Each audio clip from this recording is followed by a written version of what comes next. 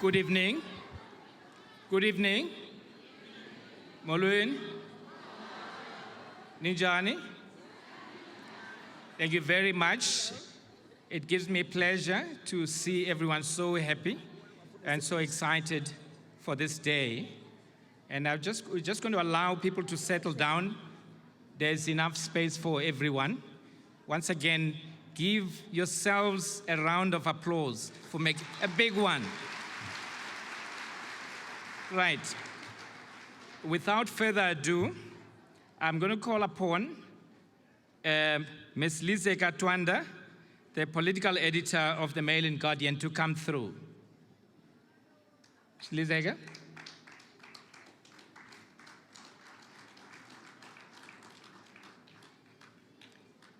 Lizeka is the main moderator for this evening, and she's going to be piloting this session for us this evening.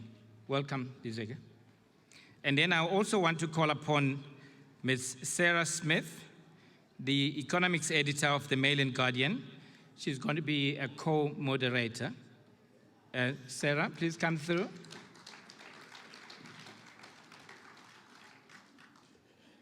And I'm going to ask then, before I make the opening remarks, I'm going to ask Ms. Lizeka Twanda to invite the panelists in. And as you'll see, the panelists will come up front here. So I want us to do this. We give each one a round of applause and then wait and give the next one, and each one deserves your appreciation. Ms. Lizeka. Thank you so much, Vasi. With us, our honored and esteemed guests, I'd like to welcome the EFF Deputy President, Mr. Floyd Shivambu.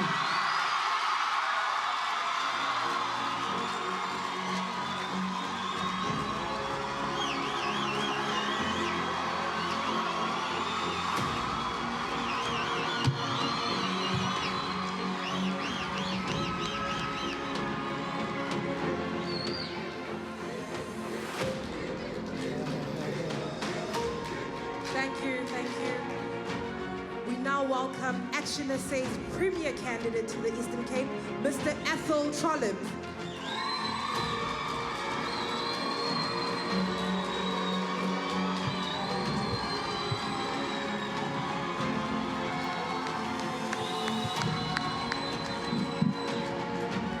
Thank you, Mr. Trollip. The IFP Inkatha Freedom Party's Deputy President, Inkosi Mzamo Buthelezi.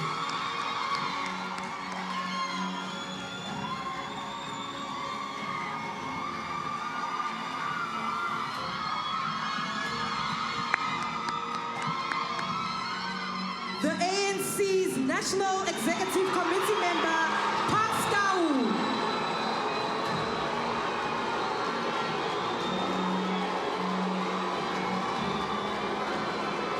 Thank you, Mr. Tau.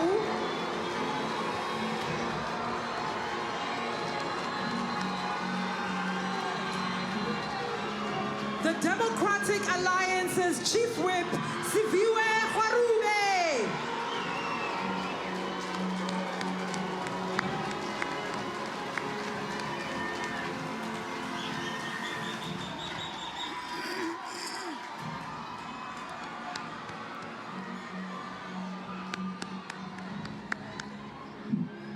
Thank you, Vasi, over to you. Thank you very much. And once again, welcome to the panelists. And they're all going to give us a good debate this evening. Give them a good round of applause, all of them.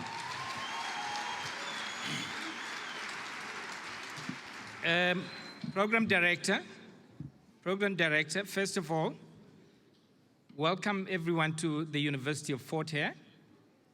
This day has arrived, and I'm going to say, like they say, all protocols observed.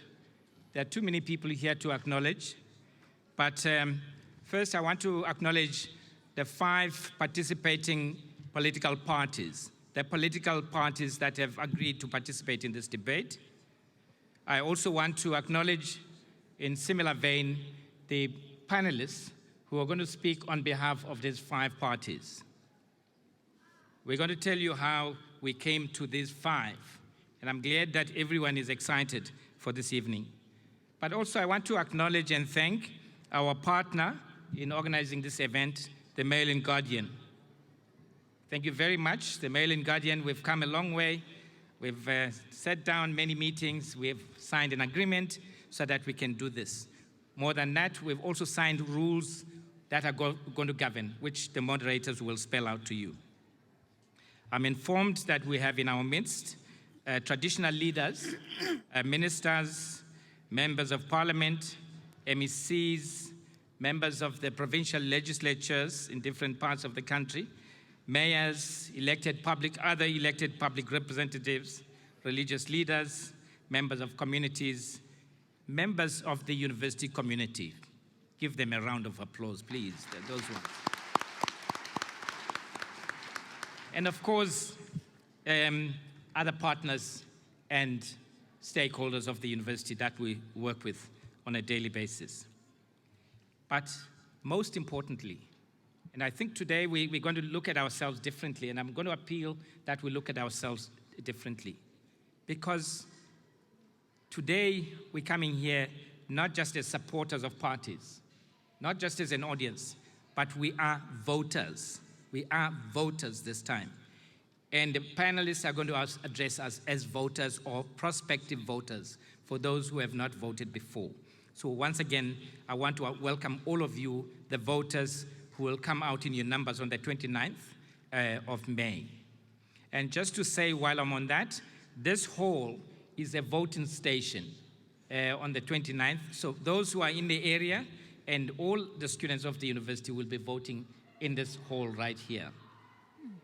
Now let me take this opportunity to welcome you to the University of Fort Hare, an institution, this is very important, an institution that's been operating for the last 108 years. 108 years we've been operating. Exactly 100 years ago, in 1924, the university produced its first graduate, Z.K. Matthews, who later became Professor Z.K. Matthews. He went on to become a professor here at this university.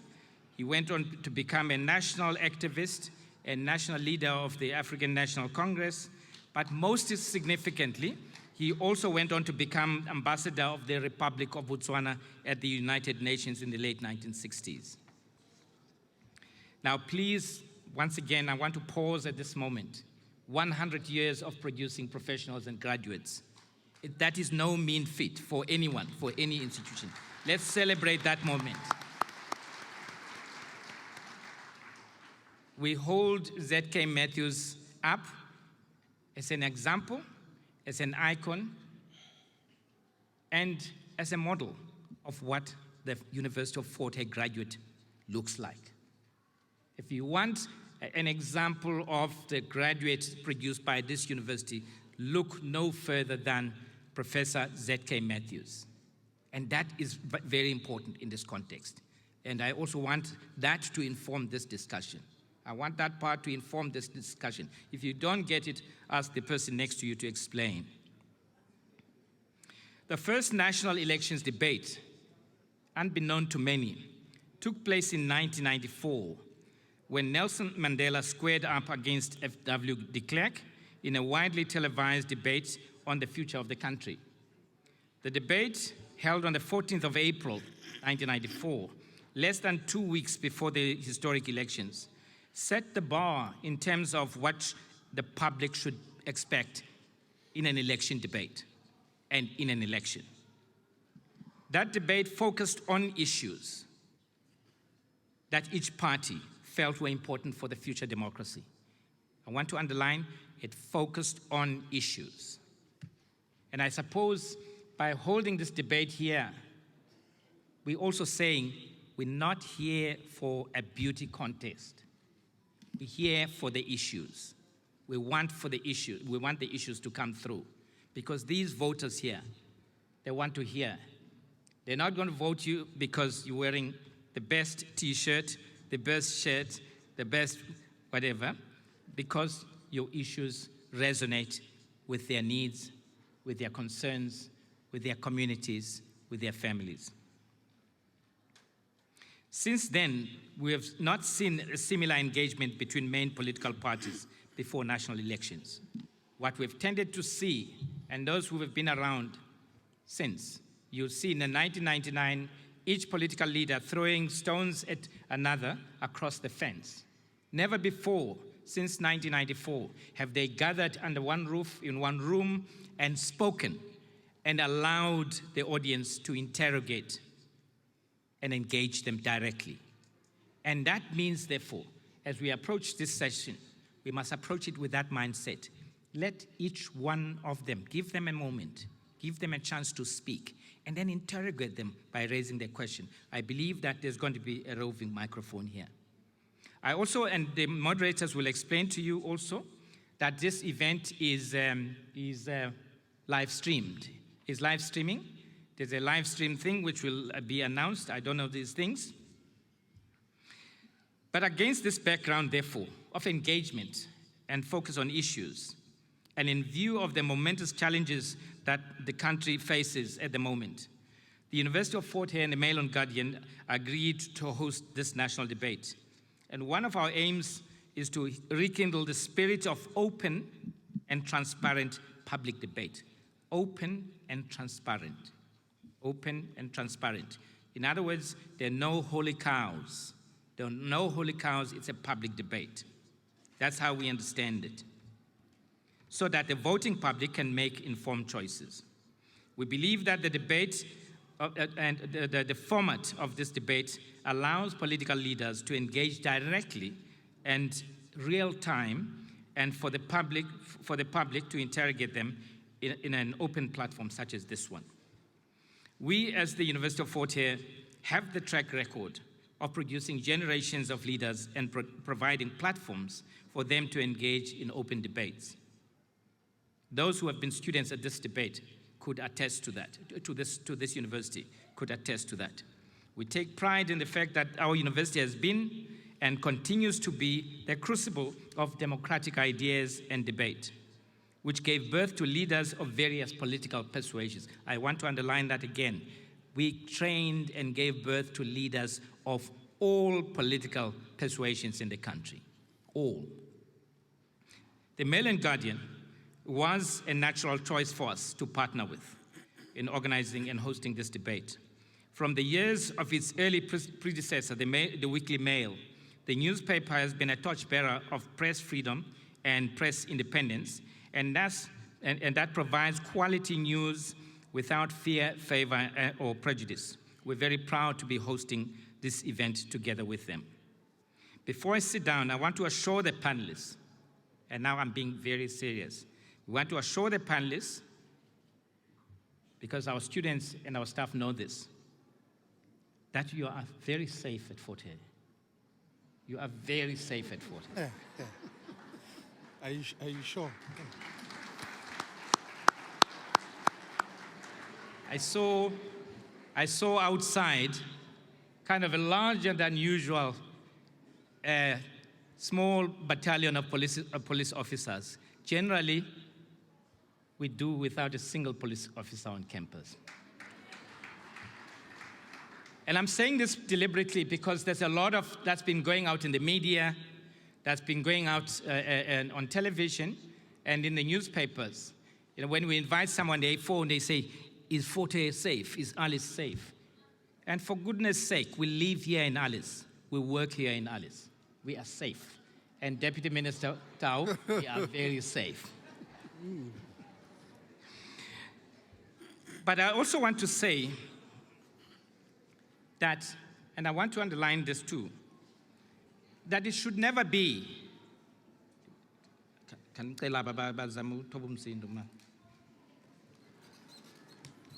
I want to say as I conclude that it should never be that we have to go to the President of the Republic to ask for protection, such as we did at the beginning of last year.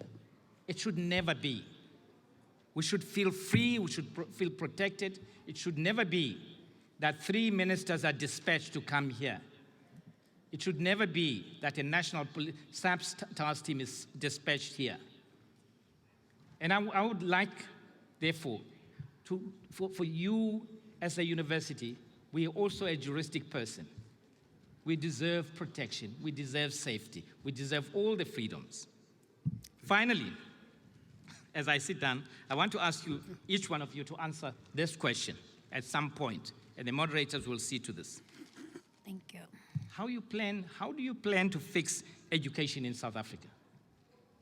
But specifically, and in light of the stuff that's going down in the country, the mess, how do you plan, what's your plan for higher education?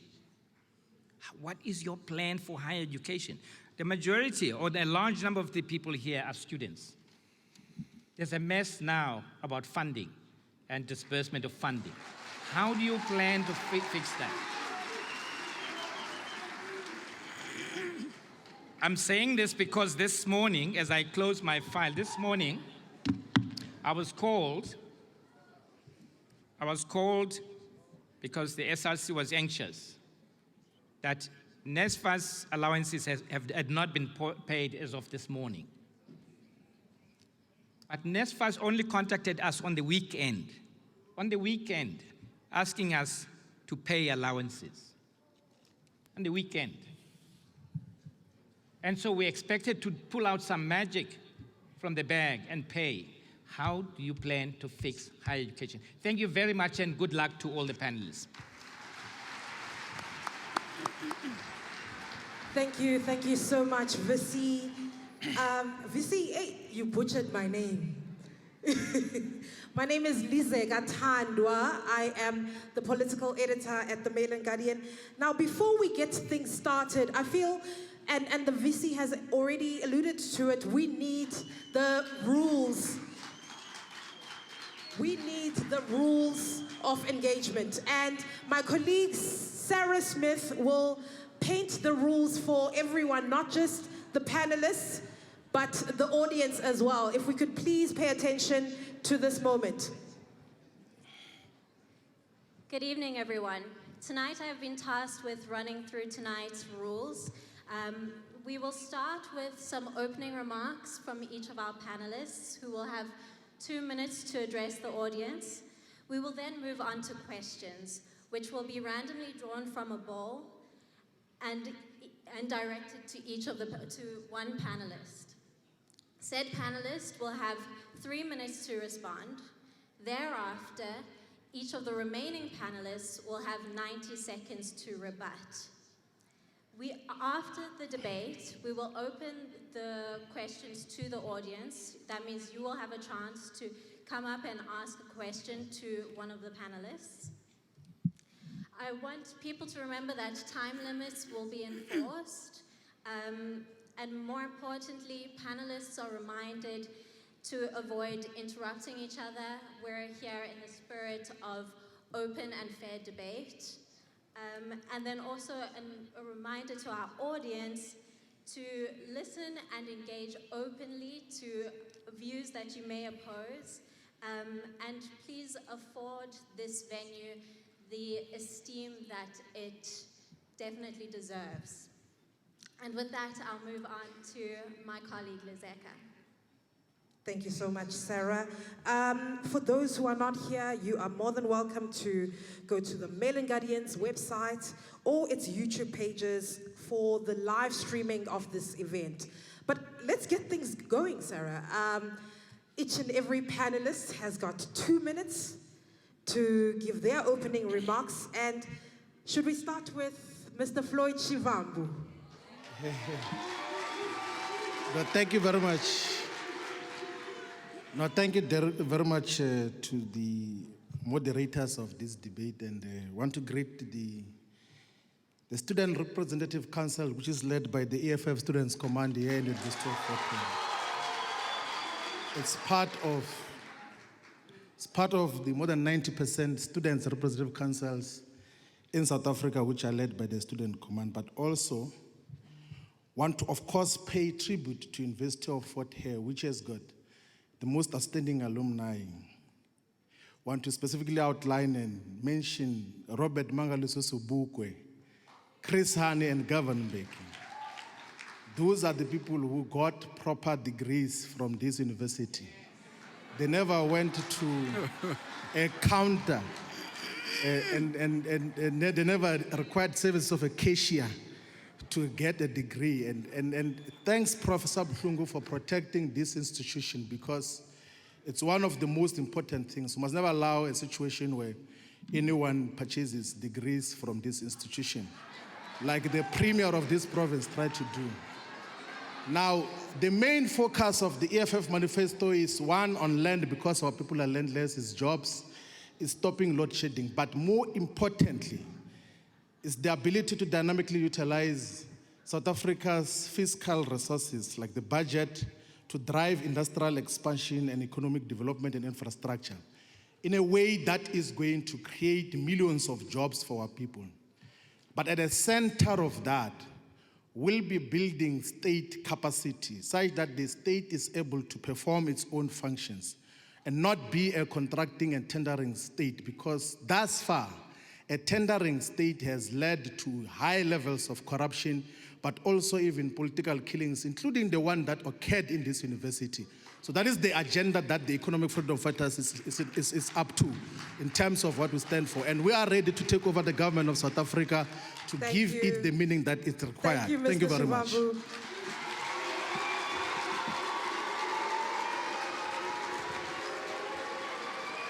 Thank you, Mr. Shivambu.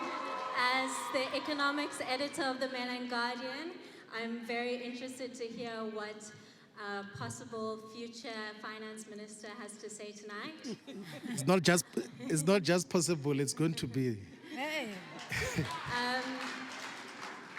Next, we'll move on to Action SA. Mr. Trollip, please give us your opening remarks. Thank you very much. Good evening, ladies and gentlemen. We are here on the eve of our 7th democratic election to debate the state of the country and the province. And this debate is about an evaluation of the performance of the government. Our eyes are on the government, represented by Mr. Tau. The ultimate test of a healthy democracy is whether you have a change in government frequently. We need a change in government in this country. The last time I was in this hallowed hall was in 2016 at the special national memorial service of the late Premier Makhenkesi Stofile. I attended in my capacity as the mayor of Nelson Mandela Bay. Bakhona abantu out bebesithi akasoze abekhona umayor we-DA eBhayi ebekhona. The hall was full of ANC luminaries. Cyril Ramaphosa was here, Kgalema Motlanthe was here, Jacob Zuma wasn't here on the insistence of the family. Sipho Pityana spoke at that memorial service, and he spoke boldly and he spoke openly about the problems in the ANC and their woeful track record of governance. He told of Stofile's, and I quote, yearning for the movement to get back to its former glory, unquote. He invoked the title of a book written by a former ANC leader, Dr. Benson Khubusane, Zemkinkomo Makwalandini. He spoke about the ANC allowing its heritage to be stolen and lost. And he said, you say that you're against corruption, but you steal people's money. He said that the ANC should introspect and save itself and avoid self-inflicted wounds. His words were prophetic. Sadly for you as the ANC government and the ANC, his exhortations fell on deaf ears. Our government has developed a tin ear. Thank you, Mr. Trollip. The Inkatha Freedom Party's Deputy President, please give us your welcoming remarks.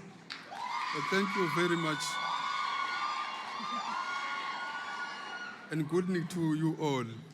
While we may appreciate the gains we have made over the past 30 years since the inception of our democracy, we unfortunately cannot turn a blind eye on the current realities that millions of South Africans are facing.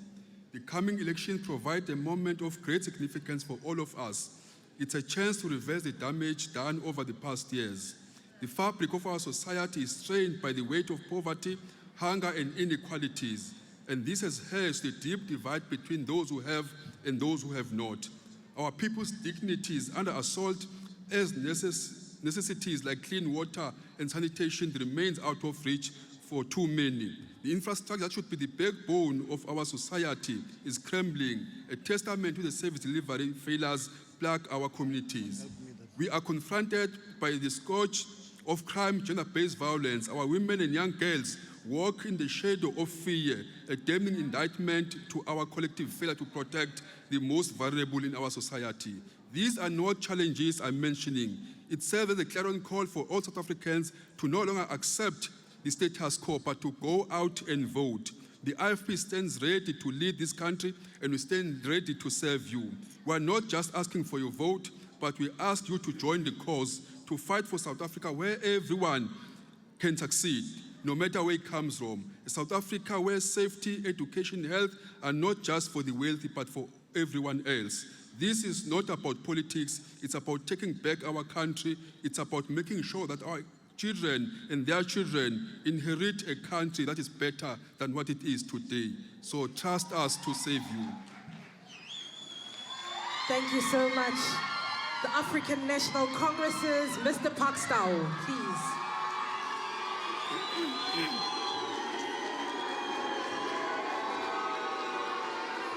Thank you very much. Just wait. Thank you very much to our facilitators.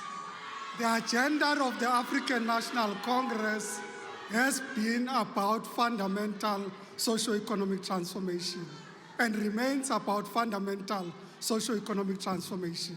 And we've got a track record on fundamental socio-economic transformation. On the economic front, we can say that in 1994, 8 million people were in jobs. Today, 16.2 million people are in jobs. We can say that this is a government that has driven an agenda of transformation in the economy. We've got, at the level of preferential procurement, direct procurement from black-owned companies, from women-owned companies. We've got at the level of policy, broad-based black economic empowerment that has ensured that black people are able to access opportunities in the private sector, in the public sector, and that we measure companies on the basis of that delivery. We've got at the level of employment equity, the reality that many black people hold senior management positions in the public sector, in the private sector. We've got bankers who are CEOs. We've got miners who are CEOs as a result of the policies of the African National Congress. Now, what are we saying going forward? What we're saying going forward is that we need to accelerate this agenda of fundamental socio-economic transformation. Our commitment in our manifesto is that we will create, through direct job creation initiatives, 2.2 million jobs.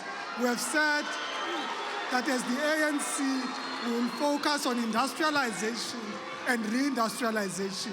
We will ensure that new industries are able to grow at the back of our mineral wealth and the wealth that we own as a country, so that we're able to create more jobs and more entrepreneurs. Thank you very much. Thank you.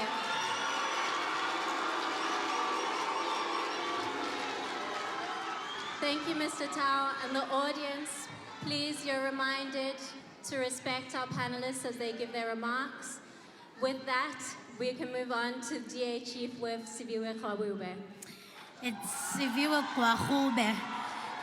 Molweni, it feels good to be home today. It feels good to be back in my home province. Having grown up here for 18 years, this institution was always inspirational. In fact, the majority of my family members have been graduates of this university. And so I give you honor, Prof. Buhlungu and the team, for keeping this institution going. And so as we gather here 30 years into our democracy, we must make sure that we really do evaluate where we are as a country. And we must be honest about where we are. Today, 30 million South Africans are living in poverty. 7 out of 10 young people do not have work.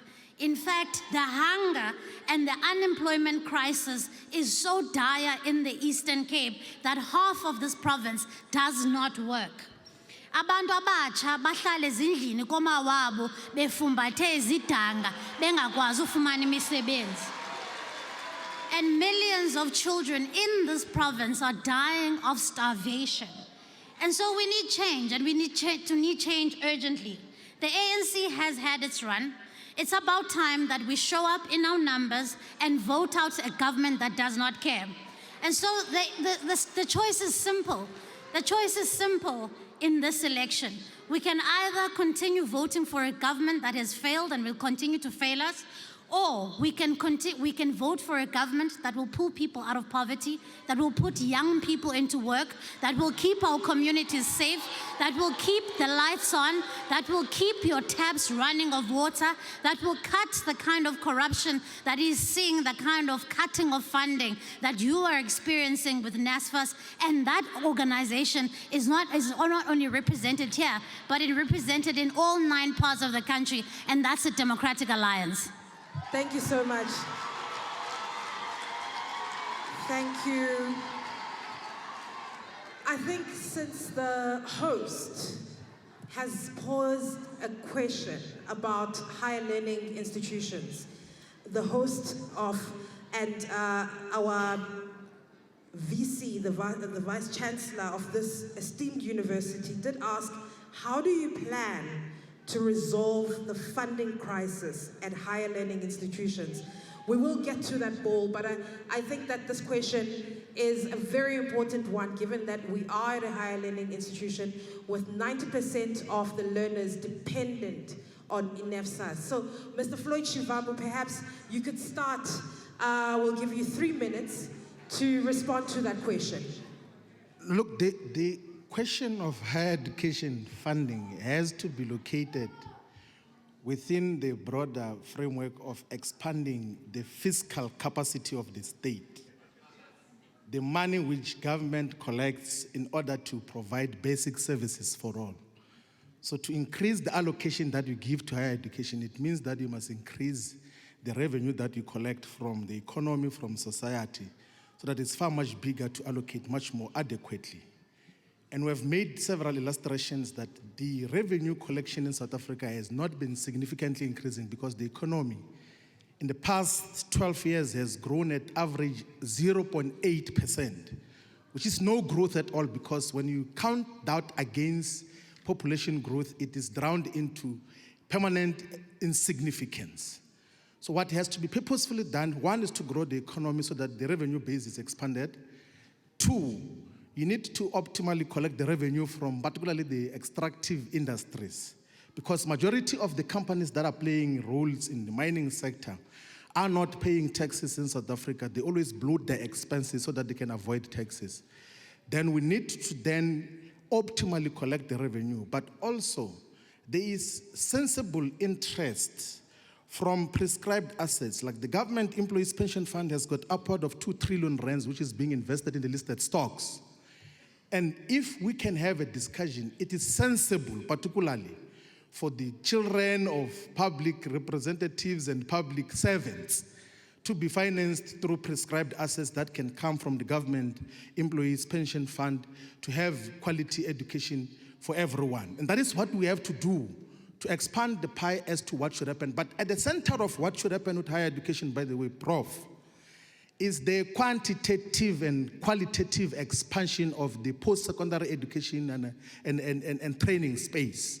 Because currently the secondary spaces exits upward of 1 million children every year, whether they exit via grade 10, grade 11, but the spaces that are practically available year on year always hover below 250 and 300,000. And what then happens to the rest of the 700,000? They then join the army of the unemployed, who then get trapped in drugs and crime and in a vicious cycle that is not sustainable. So we need to have to resolve the revenue collection streams, have optimal resources available, and then we then get to qualitatively and quantitatively expand the higher education space so that anyone, any children want, or any child wants to go to get a degree, must be able to get that particular degree and later on get jobs that are sustainable to look after themselves. That is what we think should happen in relation to higher education. Thank you very much. Thank you, Mr. Shivambu. Mr. Trollip, you have 90 seconds to rebut what Mr. Shivambu has said.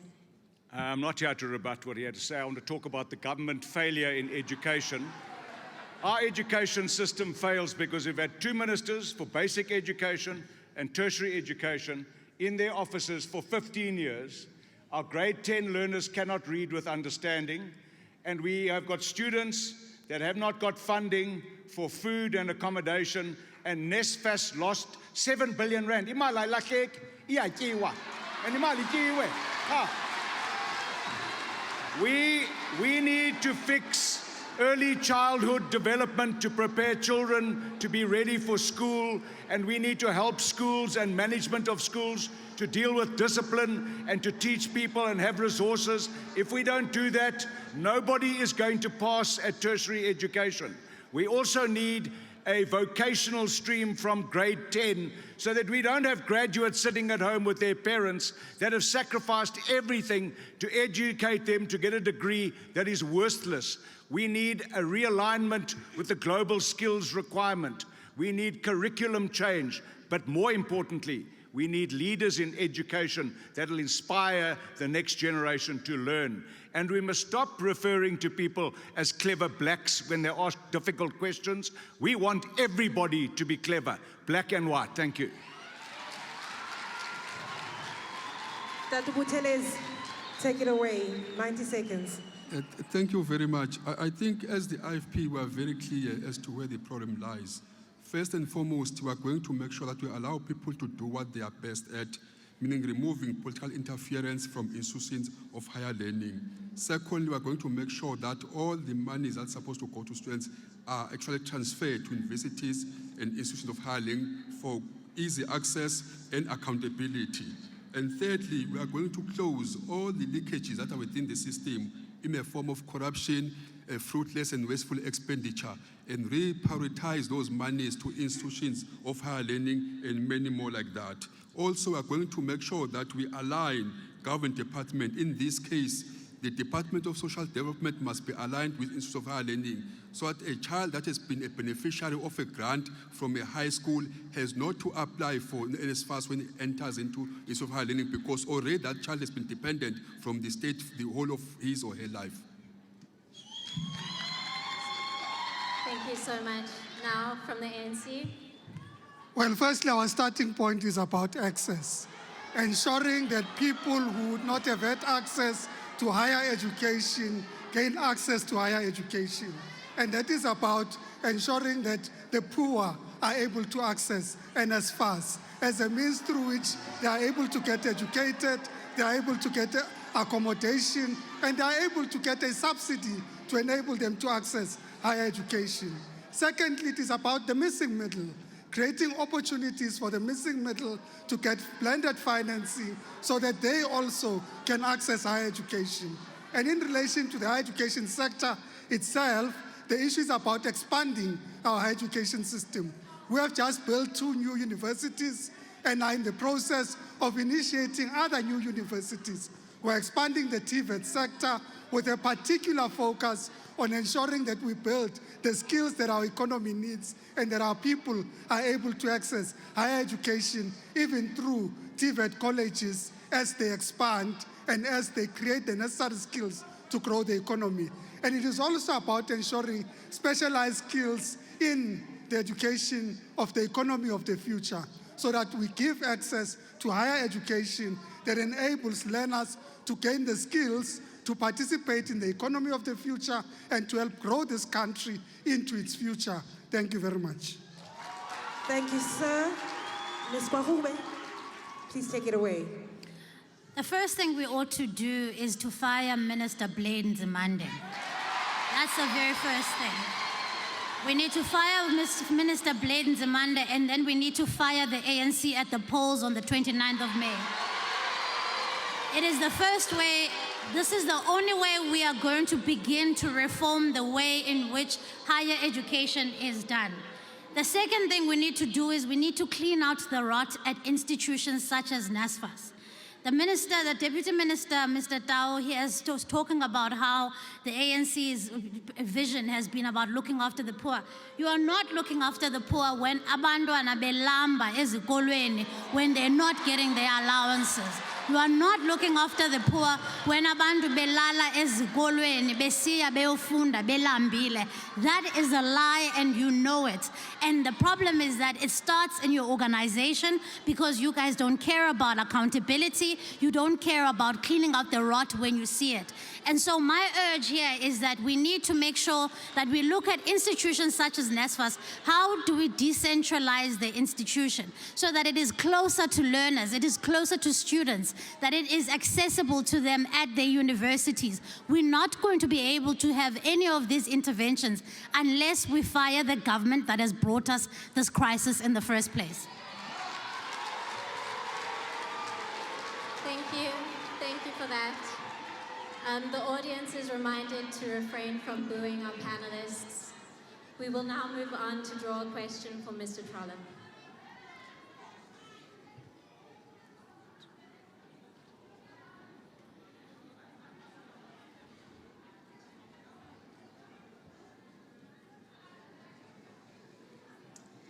The question we have is about the NHI. With the NHI seemingly forging ahead, does your party believe that there is still space for private healthcare providers in our country? And please provide reasons and what role they will play. Thank you very much. Isn't it ironic that the government that's responsible for a collapsed public health system wants to introduce a NHI? We say, before you do anything, introducing anything new, you've got to fix what is broken. You've got to fix primary healthcare clinics, got to fix hospitals where women are giving birth on the floor. When people are going to get treatment and they get given Panado, you need to fix that. And we believe simply throwing the baby out with the bathwater is not going to help anyone.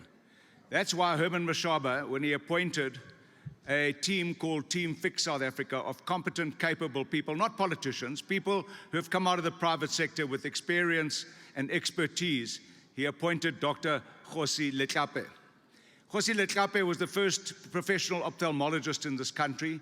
He was the chairperson of the South African Medical Council, and he was also the chairperson of the World Medical Council. I listened to him speak on Radio SA-FM this morning, and he said, we need to create a partnership between the private and public health systems. Get them to work together. Because at one stage in the history of this country, both of those systems were acclaimed. They had some of the best doctors in the world. In fact, those doctors are now practicing all over the world, but not in South Africa. We are not paying doctors, yet we are bringing doctors from Cuba to come and work in our hospitals. But he did say today, there are doctors working in hospitals from Cuba because our doctors that we've trained at our universities do not want to work in those communities. We cannot subsidize education for 7 years of medical students and they tell us where they will or not work. We need doctors that are going to look after the health care of the people of this country, and we need doctors to hold hands and work together in the private and public sector. If you do away with the private sector healthcare, you are going to break healthcare in this country. But one of the very best ways to fix public health is to say to the people that are seated here, that are going to be in Parliament, and the President and the Deputy President, that you are not going to fly to Russia to get health care. You are not going to go to a private facility to get health care. You, as a Member of Parliament and a public representative, will go to a state hospital where you will get your health care. Thank you, sir. We will now hear from the EFF, who will have 90 seconds to respond.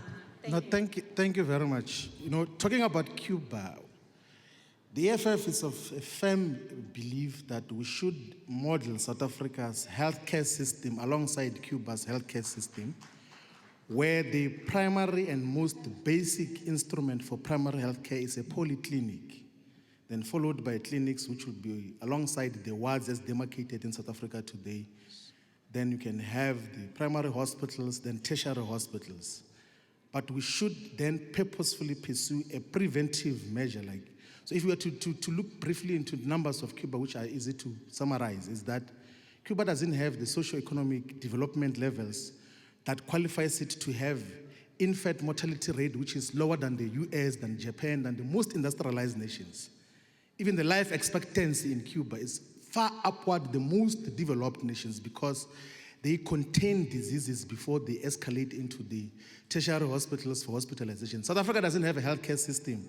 It has got a hospitalization system where you wait for people to get sick so that you can take them into hospitals. But what we are proposing as the EFF, and it's in detail, is that we should have primary healthcare that prevents diseases. We're already doing that model in the cities of Johannesburg and Ekurhuleni, where we're leading 114 clinics in the city of Johannesburg and 77 clinics in Ekurhuleni. If you check the programs of the EFF, it's about public awareness and preventing diseases before they're escalated into tertiary hospitals. That is our philosophy in terms of health. Thank you, Mr. Shivambu. We will now hear from the ANC. Well, thank you very much. Don't sorry. worry if there's a bit of booing. Sorry, I've missed the, Oh. the IFP. Sorry, my bad. Okay. Please. Thank you very much.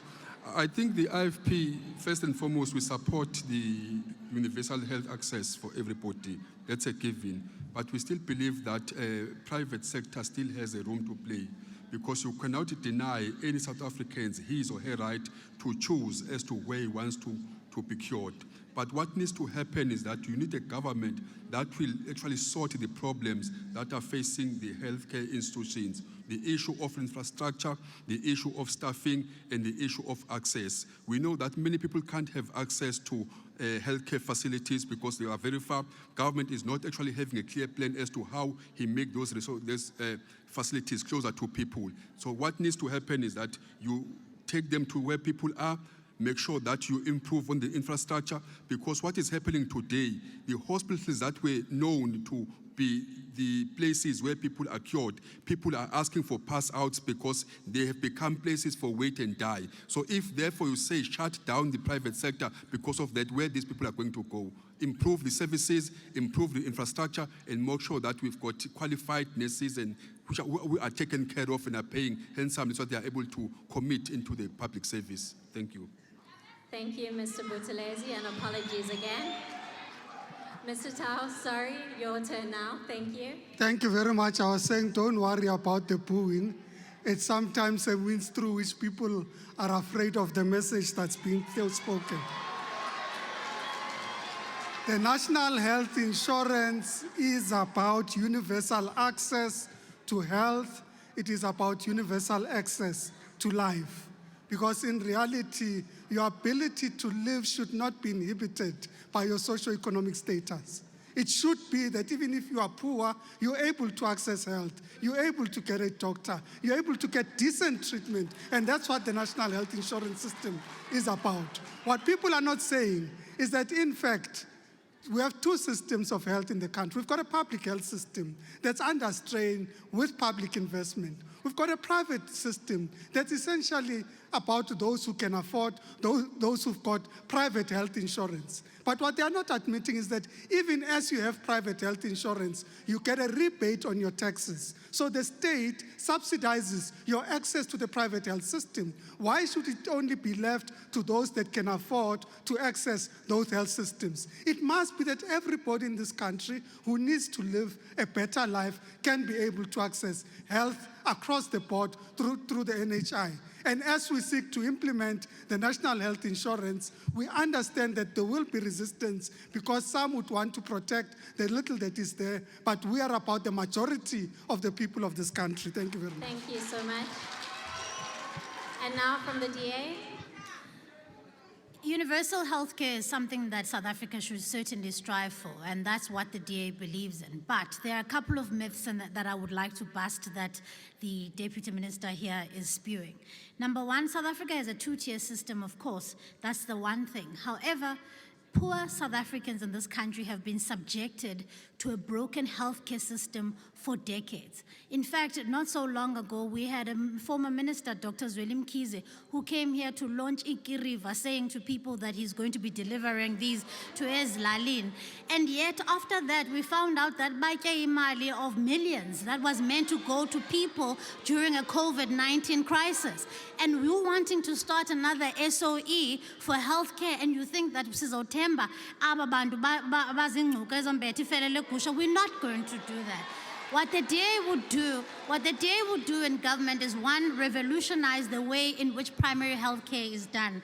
Number two, we would make sure that the resources that we have, we invest in the infrastructure that healthcare so desperately needs. It cannot be that people are still being seen, they are still being seen in mud houses. We've got to invest in infrastructure, and we would expand the kind of work that we've done in the Western Cape that will make sure that it doesn't matter who you are, where you come from, you deserve good quality healthcare.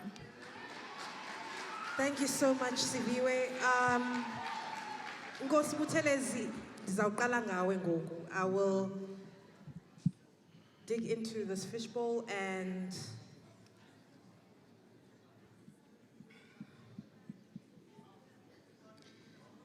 all the parties on stage have been involved in dysfunctional coalitions. What role has your party played in the dysfunction, and how will you remedy it going forward? Firstly, I wouldn't say that the IFP has been involved in dysfunctioning coalition. That is not true at all. The IFP is a long party, having been involved in this coalition before, even now, where most parties can't achieve their 50+1. Even when we were in charge in the Province of Natal, having won by the outright majority, we invited other parties, including the ANC, to come and govern with us. So we are not newcomers in this game. And in every municipality as we speak, the IFP, most of them, is leading with other parties. There is absolute stability in those municipalities.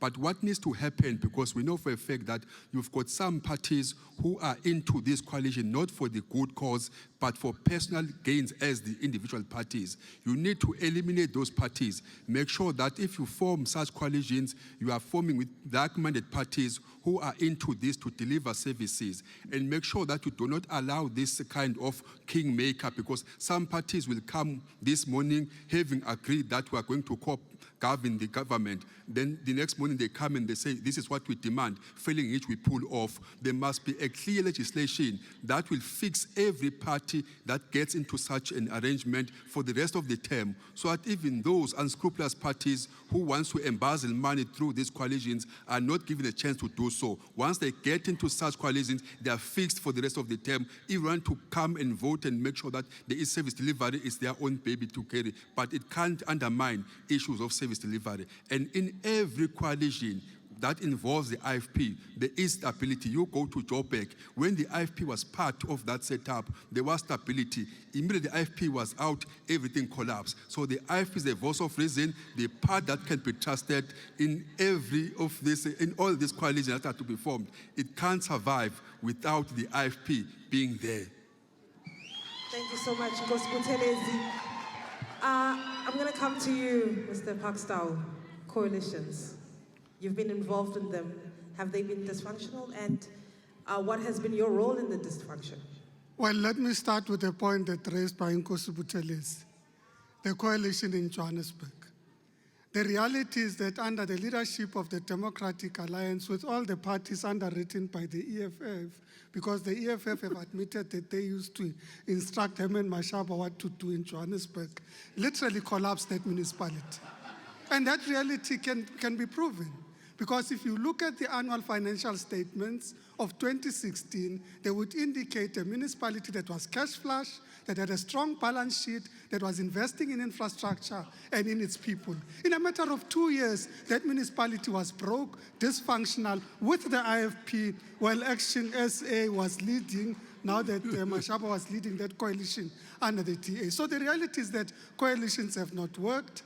They've proven to be difficult to manage. But the reality is that they've also thrown in people into the governance system that have collapsed the municipalities. You can go to Tshwane today, and the reality of the experience of the people of the capital city of this country is a very difficult reality. And that reality is what the people feel on a daily basis. So these have not worked because of opportunism, because, as the DA's partner has said, because of the arrogance, amongst others, of the Democratic Alliance. Thank you very much. Siviwe, I think it's appropriate for you to come in on this one. Absolutely. I think the clear thing here is that the ANC is being relegated to an opposition party day in, day out. And so that's what we're going to see from the 29th of May. And so coalitions are part and parcel of South Africa's democracy. This is where we are now. Voters are giving us this kind of mandate. They're saying these are the people that we want to co-govern. So you've got to find yourselves in a situation where you ask yourselves, how are we being politically mature as political parties? How are we putting the citizens and the residents first in the work that we do, and how we're prioritizing service delivery? It's rich for Mr. Tawu to come here and say that they left a municipality that was cash flush. It's because it was good, and now it's no longer nice because they're being relegated out of these municipalities. And so coalitions are here to stay. What we need is mature political leadership. What we need is legislation that is going to make sure that we regularize and we give a legal framework for coalitions to work under. We've seen this example working in countries like Kenya. There are examples on the continent where coalitions are here to stay. We must stop saying to people that they should not make a decision that they want based on the parties that they want to vote for. This is the democracy that was fought for. Let people go and vote and elect who they want. You can't blackmail people and emotionally manipulate people into voting for you just because you think it doesn't work, because it doesn't work for you. Dabulela Siviwe, EFF Deputy President. Must start with him. I want to start with you, sir. No, that's fine. Look, the discussion of coalition, in this panel can be complex because I formed part of a collective decision that removed Parkstow as the mayor of Johannesburg correctly in 2016. And we removed this one next to me as well, in Nelson Mandela. But there is no instability in any of the municipalities where the EFF is in government. We're responsible for key critical departments in Nelson Mandela, electricity plus infrastructure, but in the city of Johannesburg, we're responsible for community health and social development, but also we're responsible for public safety as well. So if you want to know that there is no unstable government in Johannesburg, go and skip robots there. You will see that the police that are under the guidance of the EFF will take you to prison. We're very decisive and much more extended the roles of public safety far beyond the just traffic management to now fighting crime much more directly by establishing units that are looking into crime fighting in the city of Johannesburg. In the city of Ekurhuleni, we have been leading a stable government. None of our members of the mayoral committees in Mohale City, in Motsimaholo, a local municipality, in Western District, all of them have been firm in terms of principle. And we, of course, will have these elements who will come and say they want to challenge the authority of the EFF because they want to drag them into corrupt activities, and whenever we refuse, they want to take out of government. But otherwise, it's so far so good. We're demonstrating our capacity as the EFF. Thank you, Mr. Shivambu. Young as you are, as actionists say, Mr. Trollip, you have been in coalitions. Have you played a part in the dysfunction in those coalitions? The days of one-party dominance and hegemony in South Africa are over, so the ANC must get to grips with that. The days of one-party dominance are over. Coalitions are going to be here for a long, long time. The track record of coalitions in this country is not great, but it's getting better, and you can only get experience by doing things. And the one thing about experience, you learn about who you can trust and who you can't trust. Very simple. And there's some political parties in this country that have turned coalition making or breaking into a transactional deal for politics of the stomach. And they will tell you how well it's going in those coalitions. It's not going well. They got rid of a coalition government in Nelson Mandela Bay, and what have they got now? Chaos and corruption. But some political parties like chaos, because then you can be corrupt. I also want to say that there are political parties like the EFF that have said if they don't get a majority, they'll give their votes to the ANC on condition they make this man the Minister of Treasury. Why? Kutheni befuna ingqowa yemali bafuna untshontsha. And then there's another political party that is a member of our MPC that says they will consider a coalition with the least worst option. We're not going in and out of coalitions. We are with the multi-party charter. We've signed that charter, and we're not going into coalition with them or them. Thank you, Mr. Trollip. Thank you. Sarah, over to you. Mr. Tao, this question is for you.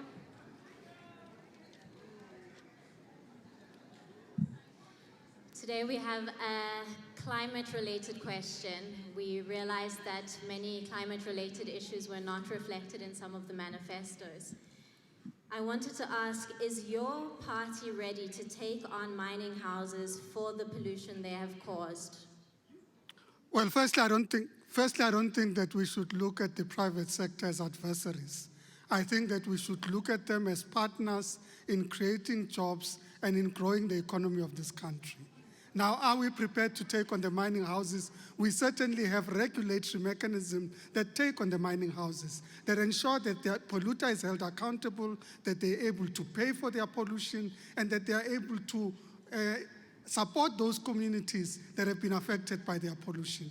But it is also about a partnership that needs to evolve. So as the African National Congress, we have committed to the just energy transition with a fundamental underlining of just. And just is about ensuring that in those communities where there will be a transition of economic activity, that economic alternatives are looked at, that people are reskilled, that you're able to ensure participation along entire value chains. And this is not pie in the sky. We've already engaged in commitments and discussions around blended financing models to ensure that our municipalities, our government, and our enterprises are able to access resources to be able to participate in the green economy initiatives of this country, so that the green economy becomes part of the economy of the future, so that we create justice for our people, but also justice to the entire environment and the climate. The issue about climate change is fundamental.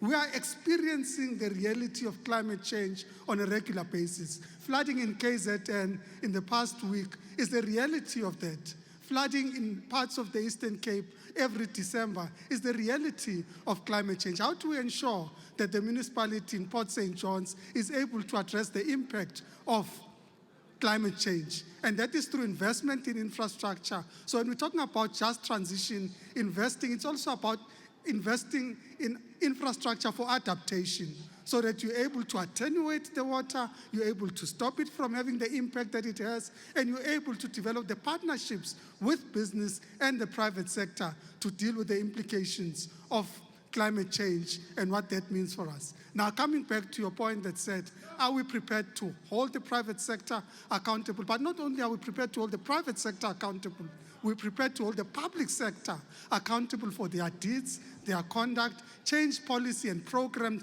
so that you ensure that you reduce the impact of climate change on the people of this country, but also not just see it as a problem, but see it as a crisis that creates new opportunities for the growth of our economy. And we've already entered into the appropriate partnerships as the government of this country to ensure that we can access the resources from the global community, but also from the private sector to invest in climate change, adaptation, and mitigation measures. Thank you very much. Thank you, sir. Thank you.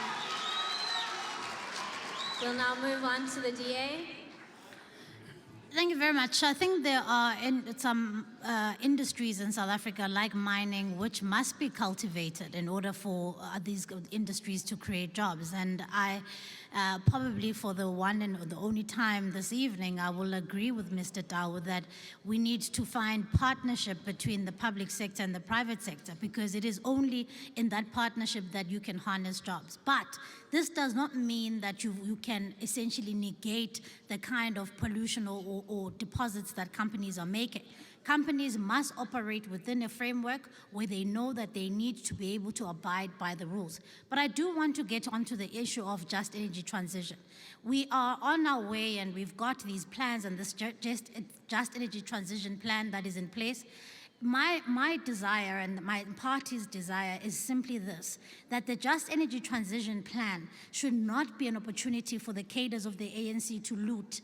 It must be truly just. It needs to include people in our communities. It needs to make sure that as we transition from one way of doing mining or one way of running this industry, that we do not leave people behind. Because what we have learned in the past, and we know this for a fact, that the ANC will never, ever let an opportunity to loot go. And so we must treat the private sector as a partner. We must embrace the transition into green energy, but we must not leave communities behind, because ultimately it is with partnership with them too that we can make it work. Thank you. EFF, will you also agree with Mr. Tao tonight? We don't agree. We don't agree with. And so, this is what is going to happen when we take power. We're going to continue to produce electricity from coal and fossil fuel sources. That is decisive. We're not apologetic, because this neo-colonial science about climate change is only being applied and imposed on the African continent, where they say to us that leave coal, leave natural gases, but bring it to us so that we can continue to industrialize and grow our economies.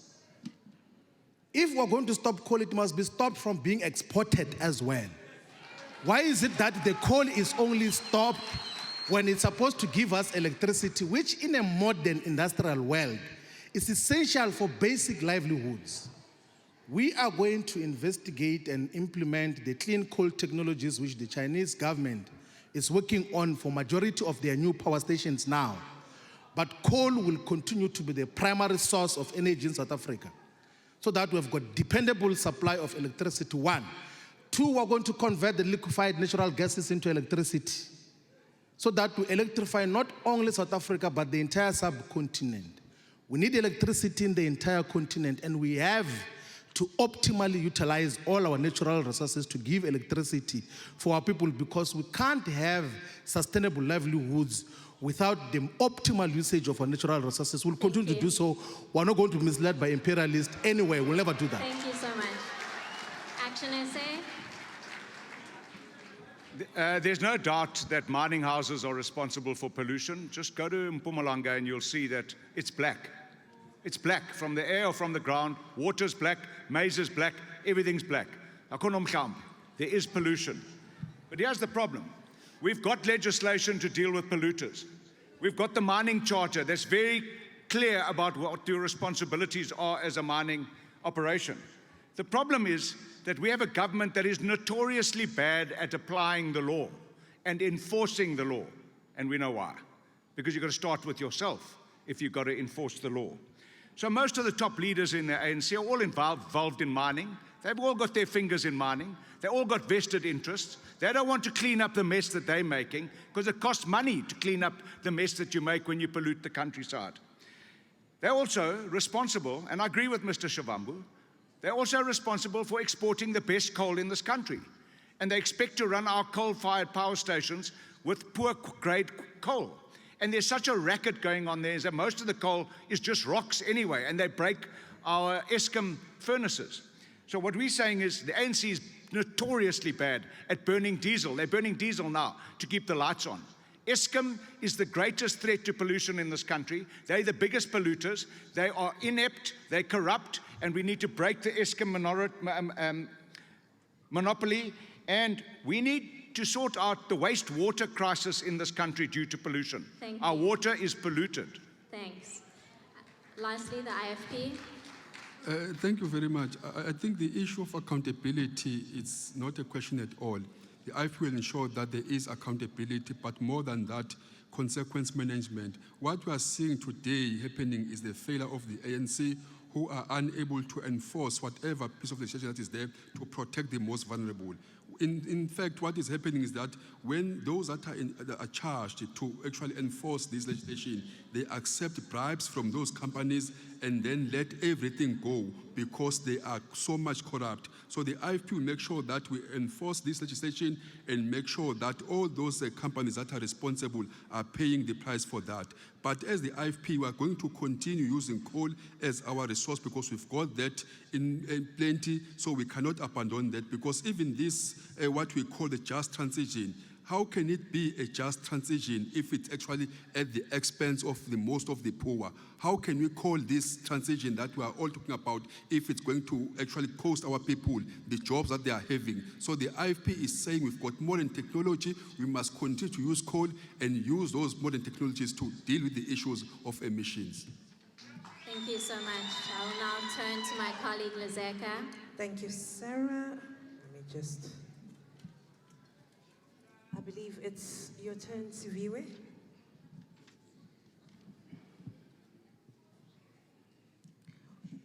Why has the climate crisis not been given prominent attention in your manifesto? I would disagree that it has not been given any prominence in our manifesto. I think we have really extensively covered what our view is in terms of the climate crisis, government's role, the private sector's role, and as most importantly, what members of the public and communities' role is when it comes to mining and when it comes to the climate crisis in particular.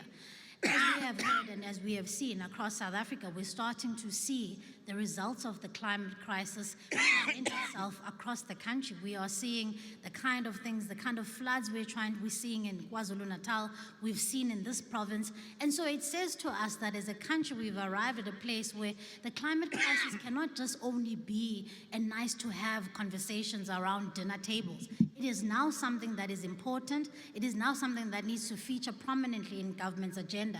But it's also important to make sure that communities are not left behind. And this is an important point to make because as we're talking about communities and as we're talking about climate change, it is the people on the ground who are facing the harshest kind of conditions that we are seeing. It is the people on the ground who have to be partners with government and the private sector in meeting some of our targets. And so I disagree with the notion that it hasn't received prominence. I think, in fact, I urge people to go and read our manifesto, the DA's manifesto, on this particular issue, and you will see that we have some tangible steps. We've got some good ideas about how we can get particularly communities involved in the space. Thank you, Siviwe. Mr. Shivambu, has climate change received prominence in your manifesto? Yes, it has received maximum attention, particularly in relation to the wastewater treatment process. That is where we give a far much more substantial perspective as to what do we do with the 1,200 wastewater treatment plants which were last touched in 1994. Majority of the times, all these people who have been municipalities have never paid attention to wastewater treatment processes of the water that comes from household use and industries. That is what we're going to focus on. The one climate change that we're not going to be duped into focusing on is the one that says that we must switch off electricity because we want to save the climate. And these people who are saying we must switch off electricity are taking our coal to go and produce electricity in America and Europe and everywhere else where they come from. That we're not going to do. We're going to optimally utilize our natural resources to have electricity here. We will deal with mitigating factors. There are lots of technological innovations, including from the CSIRR, which is the South African Research Institute, which then deals with how do we mitigate the danger of climate change that will come out of fossil fuels, out of liquefied natural gas when you're converting it into electricity. We will look into that science, not this neo-colonial imperialist imposition of climate change agenda, which we'll never agree with. That is what we stand on as the EFF, and we're firm on that. Thank you, Mr. Shivambu. Mr. Trollip? You know, it's not often that you'll hear a political party praising the media. But I must say that after we'd presented our manifesto, it was after a number of these parties. We were near the end. Daily Maverick said it was well costed. Ferial Haffajee said that it was level-headed and innovative and with proposals that just might do the trick. We're a new political party in South Africa. We've got new ideas. We had an amazing policy conference where we had input from all South Africans. We have got some new innovative ideas to make our country work. We want to fix it. We don't want to deal with the unemployment that has been bequeathed upon us by the government that says that they've created socio-economic transformation. What nonsense. We have the highest unemployment rate ever in this country. Socio-economic transformation, my foot. We have more people dependent on grants than ever before. We have a government that breastbeats about that. It's a shame. We should have a government that celebrates every million less people dependent on amatamba, millet, or 350 rand a month. And why do we have unemployment? Because nobody in the world wants to do business with us because of crime and corruption. Not even our own investors in this country want to invest. So how on earth will we attract foreign direct investment with an ANC government? We need a new government. Thank you, Mr. Trollip.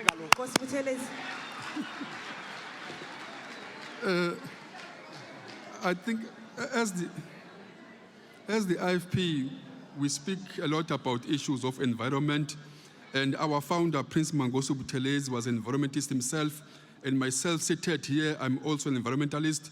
We are owning, as my community owns, a game reserve where we donated thousands of hectares to nature conservation, which shows that we are committed to issues of nature. And we are advocating that communities must also follow the suit, where we are going to contribute more of our land to contribute to the national, what you call, percentage of 10% of our country being set aside for nature conservation. So the IFP is very clear. We are not like advocating only, we are actively involved in issues of nature conservation, as I made an example to myself and our founder. So I think that's a written statement that everyone could see. You can Google Itala Game Reserve, that's owned by my community, proudly so. Mr. Dow, does the climate agenda receive enough prominence? Well, let me start by rebutting the suggestion that nobody wants to do business with this country. Here in the Eastern Cape, VW has committed to produce a new set of vehicles and expand their production in South Africa in the Eastern Cape. Here in the Eastern Cape, we have a new original equipment manufacturer to produce new cars that will be manufactured in this country. To suggest that nobody wants to talk to us is pie in the sky, because the reality is that you don't want to see it because it's difficult for you to see as growth and development happens. In front of your eyes, that development happens. Now, is climate change prominent in our agenda? It certainly is. Firstly, I think I should say that the ANC and the ANC-led government has continued to subscribe to global good governance. We believe that we are part of the global community of nations. Therefore, multilateral agreements are important in the way in which the world addresses collective challenges, such as climate. So we're part of the Paris Accord, and we've committed to that to ensure that we're able to address these challenges. And in this regard, what are we doing? We're mobilizing resources both locally and internationally. We're mobilizing partners both locally and internationally to intervene in climate change. Not just dealing with climate change from the point of view of pollution, but also the impact of climate change. How to ensure that our people and our economy is ready to deal with the impact of climate change, and that's our agenda. Thank you, Mr. Tao. Siviwe, Mr. Trollip raised an important point earlier on. I'm going to go and bit rogue here and talk about perhaps the point that was raised by Mr. Trollip, and this is to you as well, Nkosi Buthelezi, around whether these two parties are willing to go into a coalition with the ANC. A lot has been said. The DA leader has said that it would be the least worst option to veer away from an ANC-EFF coalition. The Inkatha Freedom Party's leader said that there would be decisions made should the multi-party charter not be able to go over the line, 51%.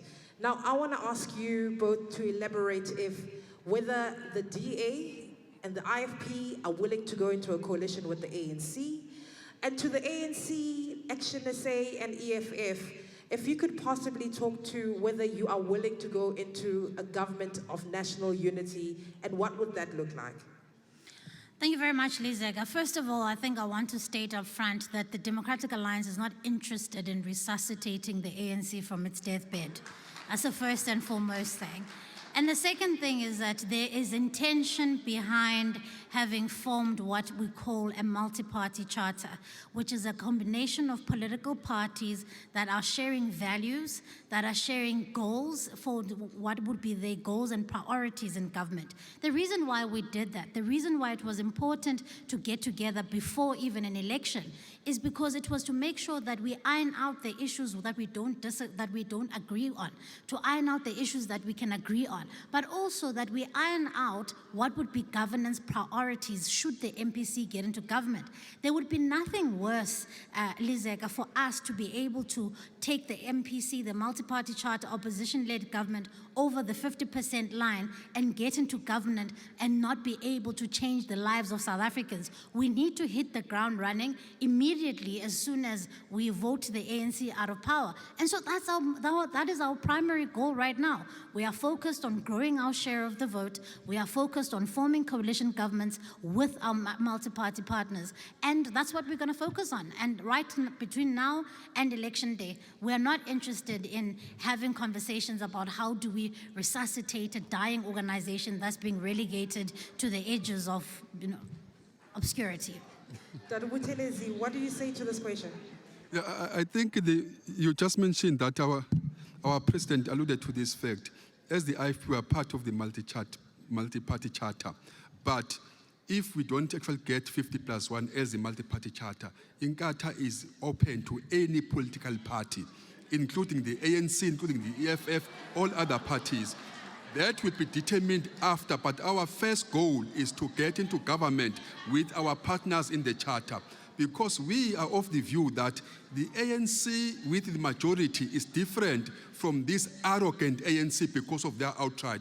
Because what is actually taking them down the drain is because of their arrogance, because they know that they've got the majority. It doesn't matter what you say, as all other parties, they will know that they will beat you in the vote. So what will happen is that if we don't get that 50+1, then the IFP is open to anyone. And at the end of the day, all the parties that will be voted into parliament, including independents, will be given a mandate by people of this country to form a government. So whether one party gets the majority or not, at the end of the day, government is formed by the same people. And I think we must actually grow as a democracy now, because if we have such discussions, there is not even a single thing that as members of parliament agree on. What kind of leaders are we? Because our mandate is clear. We are here to serve these people. And if you can't agree to form a coalition with anyone, that means we are not actually serving the interests of the same people who elected such leaders into power. Thank you so much. I'm going to go straight to you, Mr. Problem. Your response to what has been said by both the DA and the IFP and PEPs, you could shed some light on the government of national unity. No, they can speak for themselves, and they have. I want to go to your question about government of national unity. A leopard doesn't change its spots, so we will not go into a government of national unity with the ANC. We've made that quite clear from the beginning to the end. We will go into a government of national unity with parties that share ideologies, that on principal issues like a free market, capitalism, property ownership, who are anti-nationalization and nationalism because it only brings the worst out of us. Government cannot run state-owned enterprises. It can't run the post office. It can't run Eskom. It can't run PRASA. It can't run Denel. It can't run anything. But they want to run banks and businesses. Aibo, asnokwas. But with those that share our values and philosophies, no problem. We can put South Africa first. Mr. Shivambu, you have been deemed enemy number one by some in this panel. No, look, I think let's treat that last 4.5 minutes as a commercial break, because there is no multi-party charter which is going to any government here in South Africa. It will never happen. One is that the EFF is going to win elections, and the commander-in-chief of the EFF will be commander-in-chief of the armed forces in South Africa, head of state and president. So my role has already been clarified, so the commander-in-chief, Julius Malema, will be president after the 29th of May. But if we do not get a decisive majority, I think they're going to now get this clearly for the first time. There's not a single Oppenheimer-funded political party which will be government of South Africa. Not one. There will never be any Oppenheimer puppet in any national or provincial government of South Africa. It will never happen. So whatever arrangement that will culminate in the deliberations, there won't be any Oppenheimer puppet which is going to come anywhere close to the control of our economy, of our resources. We're not some sub-imperialist puppets. We're not children. We're not Nelson Mandela and all those people who negotiated CODESA then. We are clear of what's happening in this country. We know who are our primary enemies. And that continues to be the white, racist, capitalist establishment, which is trying to take over power through these puppet parties. They will never enter. It will never happen. Very emotive subject, but we need to go to Mr. Tau before I come to you. Mr. Tau, Government of National Unity, you as the ANC were once part of it? Well, firstly, let me say that the problem with the Democratic Alliance is that they believe their own propaganda. So they go and they form companies and call them independent survey companies, and with their companies they convince themselves that the ANC will win because they create their own propaganda to dupe the people of South Africa into believing that they don't believe in the ANC, when the vast majority of the people of this country have confidence in the African National Congress. And that part is very clear. Now, our campaign has reached a point at which it's accelerating. We are confident of victory. As the National Executive Committee of the ANC, we have not discussed coalitions because we are confident that the people of this country are committed to transformation. Why would they want us to talk to parties that say that we should not have affirmative action, that say that broad-based black economic empowerment is wrong? The people of this country can't do that. They know that this country requires transformation. It requires participation by black people, by women, and that it shouldn't be that these people are excluded from the future of this country. Thank you. Thank you, Mr. Tau. Over to you, Sarah. Thank you. Thank you for those very impassioned responses. Now we'll move back to the debate format.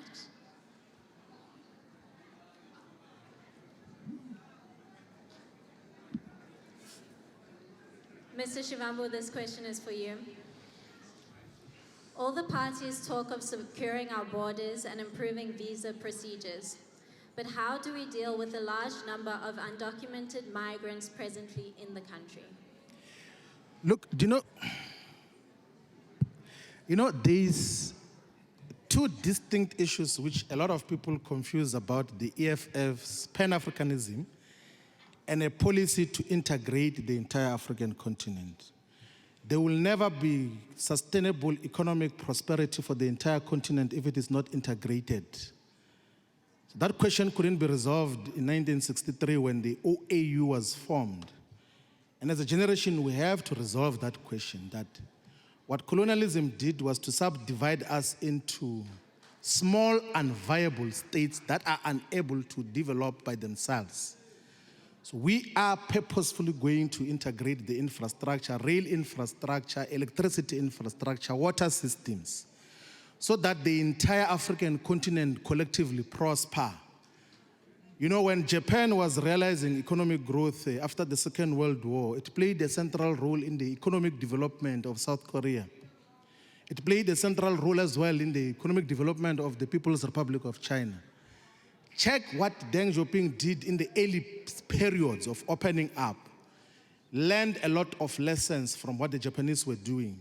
And there was collective development of the entire Asia. It was, by the way, that region, that section of the world, was treated and considered in the same way the African continent is considered. Of lazy people, of dark continent, of a hopeless people who do not have any form of potential prosperity. It's foolhardy, it's actually foolishness to think that we're going to pursue the economic expansion of South Africa only without the collective effort that seeks to develop the entire continent. And to achieve that, you need the free movement of goods and people. The Africa Free Trade, Continental Free Trade era deals with that aspect far much more clearly, and that is the direction that we must take, all of us. Don't listen to anyone else who tells you anything else, because it will never happen. It's like this thing of the ANC of saying they're going to create 2.2 million jobs when there's 11 million people who are unemployed. We won't be able to deal with unemployment unless if we collectively put our resources as the African continent. But then the second issue is, how do you deal with migration? What do you do to migrants, whether they came here for socio-economic reasons, for whatever reason? Do you treat them like animals? Do you refuse them access to primary basic health care? Do you refuse them basic burial rights, such that those trucks that are carrying goods and people and live human beings are also carrying carcasses of people who have died in the informal settlements? We can't be that inhuman. We need to have a progressive internationalism and Pan-Africanism that, one, leads to common economic prosperity and protects particularly African immigrants here in South Africa. That is our position. Thank you so much. Next, Action SA, please. Well, first of all, I think it's important for South Africans to understand that you have legal immigration and illegal immigration.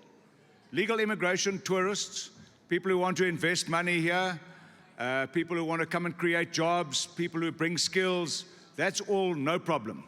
Illegal immigration, the people who come here on their own accord, is a problem. If I can quote from the good book, John 10:1, it says, "Verily I tell you, the man who enters the sheep pen by any other means other than the gate is a thief and a robber." This country, talk about wealth, talk about whatever, this country was the wealthiest country with the biggest economy in Africa. While we were the small little South Africa, we can do it again. So we have to secure our borders. Before we send troops to the DRC and to secure the border of Rwanda, we need to secure our own borders. Charity begins at home. Our troops are dying in the DRC trying to secure somebody else's border while we're not securing our own. People come across our border. Cigarette smugglers, the people who fund some political parties, who say other people won't go to, those parties that are funded by cigarette smugglers are also not going to govern this country. So here's the thing. Don't poke fingers at other people when you know where your money comes from. Comes across open borders. So why do they want open borders? Imali yabo iza ngeborders ezivulekileyo. Thank you. The IFP. Thank you very much. I think I listened very carefully when we were guided to say we are not in a beauty contest, so I'm not going to enter into that territory. But the IFP is very clear. Illegal foreigners are law breakers, period. So the IFP is going to make sure that we fortify our borders and make sure that there is maximum control as to who comes in and who goes out. We are going to, if we take over, we are going to give them 6 months, the illegal foreigners, to show themselves into authorities and regularize themselves, failing which we are going to deport them. Because this is actually taking so much from our economy in terms of government allocate so much money for a number of South Africans. And if you've got millions who are unaccounted for, and the same people are the ones that are benefiting, rightfully so, but they must be registered and be known that we've got so many foreigners in our country who are actually having access to our resources. So the IFP will make sure that they are regularized, failing which we're going to deport them, and we're going to make sure that we reserve 80% of jobs in this country for South Africans, and only 20% jobs can be taken by foreign nationals, because we can't have South Africans who are actually living on their empty tummy because most of their jobs, even entry-level jobs, have been taken by foreigners. And us as South Africans, you can't cross any border to any country willy-nilly as they come to our own country. Thank you. On to the ANC. Thank you. I think the first thing that we should not do is to be in a situation where we limit the issue of migrants to Africans, because we have a migration problem from across the continents that come into our country. So we should not stigmatize Africans when we're talking about migration. But I think that as we talk about it, we need to differentiate the people that come into this country. There are people who are genuine refugees that come into this country, and we must be able to address their plight. We have an obligation as humans, as a country that believes in human rights, to ensure that we're able to address the plight of refugees. We've got the situation of Zimbabwe that led to special dispensation as a result of challenges in Zimbabwe because we're responding to the reality of a particular pressure point. So we did not just willy-nilly say, everybody come in. We said, well, there are specific categories of people that we need to address their plight, and this is the reality in Zimbabwe. Therefore, how do we create a special dispensation? However, we need to acknowledge that there are undocumented migrants who have come into this country illegally, and we need to take the appropriate action. Now, what are we doing? We've restructured our management of our borders through the Border Management Authority. We're looking at legislative changes to tighten legislation to deal with migrancy. But we also understand the interdependence of countries on the African continent, and therefore the Africa Continental Free Trade Agreement is about mutual growth, mutual benefit, so that we all grow together. Thank you. And now on to the DA. Thank you very much. Securing our borders is obviously something that is incredibly useful and is incredibly important. But I think it's very, very important for this to be said. It's important that we do not scapegoat foreign nationals in this country and use them for political ends. When the ANC fails to deliver basic services to the people of South Africa, grow the economy, get people into jobs, it does not mean that people and political parties and political leaders should have the liberty to be able to essentially scapegoat foreign nationals. Because it's important. The reason why that is important, we saw what happened in 2008. We don't want a repeat of that. So how would we as the Democratic Alliance fix the problem? Number one is don't build a washing line and call it a border fence like Minister DeLille did. Build proper fencing around the country and make sure that your borders are secure. Fix the problem at Home Affairs. You've got a corruption rot at Home Affairs that is essentially not allowing people who want to regularize properly. They have to either know somebody, pay somebody just to be able to get documented. The other problem at Home Affairs is that it is a sluggish and an ineptitude kind of system where we have not been able to, in 30 years, deal with the kind of demand that is on South Africa. And so foreign nationals are not the problem. ANC governance is the problem in dealing with migration in particular and in dealing with Home Affairs specifically. Thank you. Mr. Trollip, this is your question.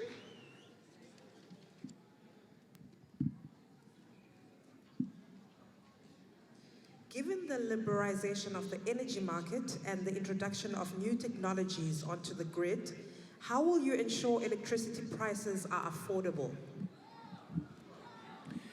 Thank you very much. As I said earlier, that we have a state-owned enterprise called Eskom that's supposed to provide energy. First of all, it's a monopoly. So monopolies do not give us the best value for money. We who pay for our electricity know that. The tariffs go up by 18%, 20%, and we don't have electricity. Have you ever heard of electricity walking? But it disappears. But we have to pay the highest tariffs. So you need to break the monopoly of Eskom. The only way you're going to do that is to incentivize investment in other energy areas, like, for example, mini hydro schemes. Get private companies to build them. Negotiate contracts with users that will do it, farming communities, small towns.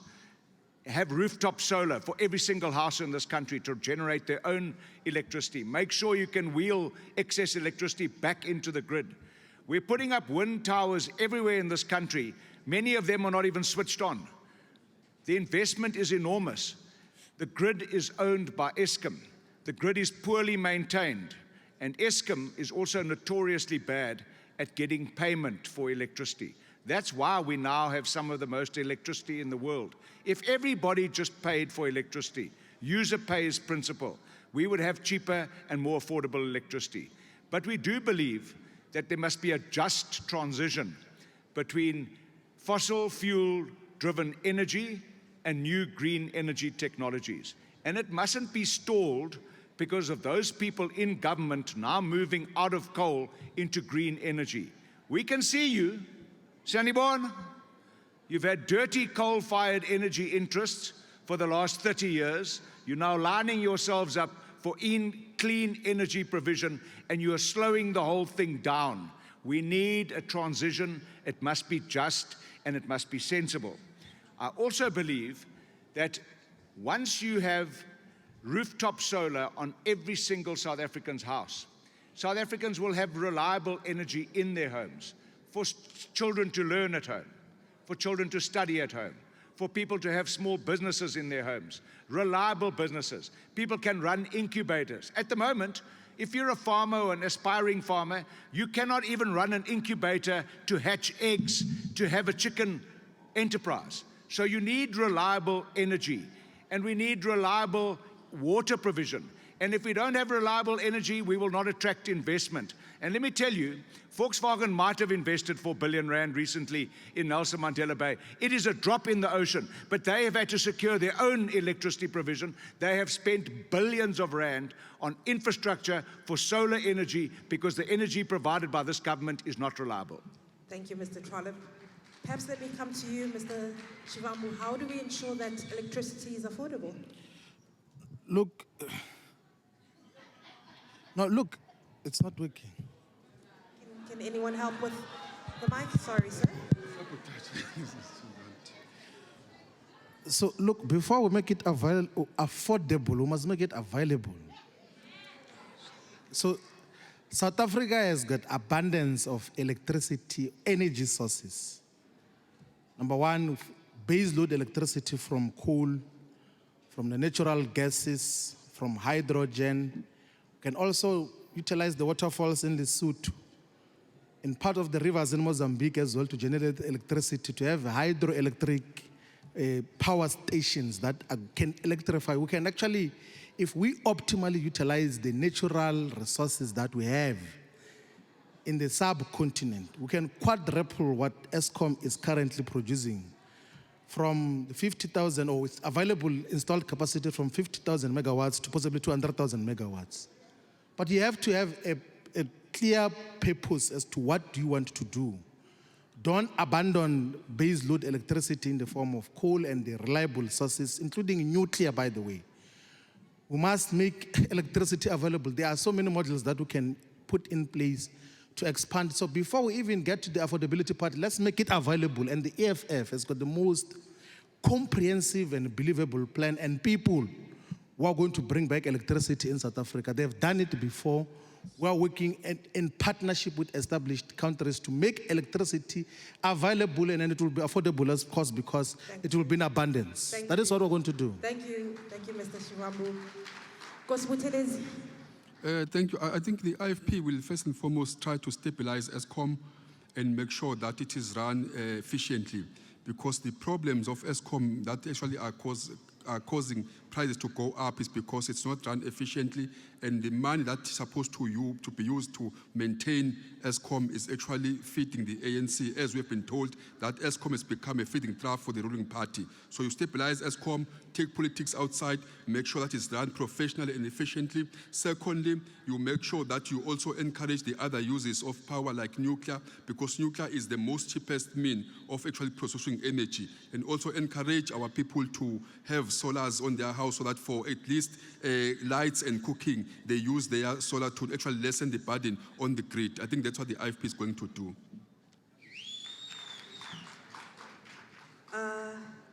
Mr. Tau?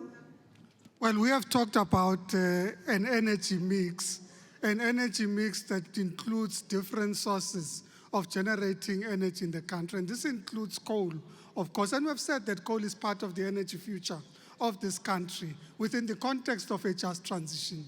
But when we're talking about an energy mix, we're equally talking about ensuring that we're able to get greater participation by the private sector and other people in energy generation through independent power producers. So, for example, in Buffalo City, we've just entered into an agreement where, in fact, an independent power producer would be able to generate electricity, but that you would have the first uptake from Mercedes-Benz, and therefore they create the ability to leverage their being an offtake so that we're able to invest in that infrastructure. And that energy becomes available to the people of Buffalo City. So when we're talking about independent power producers and an energy mix, we're also looking at innovative ways of investing in this infrastructure.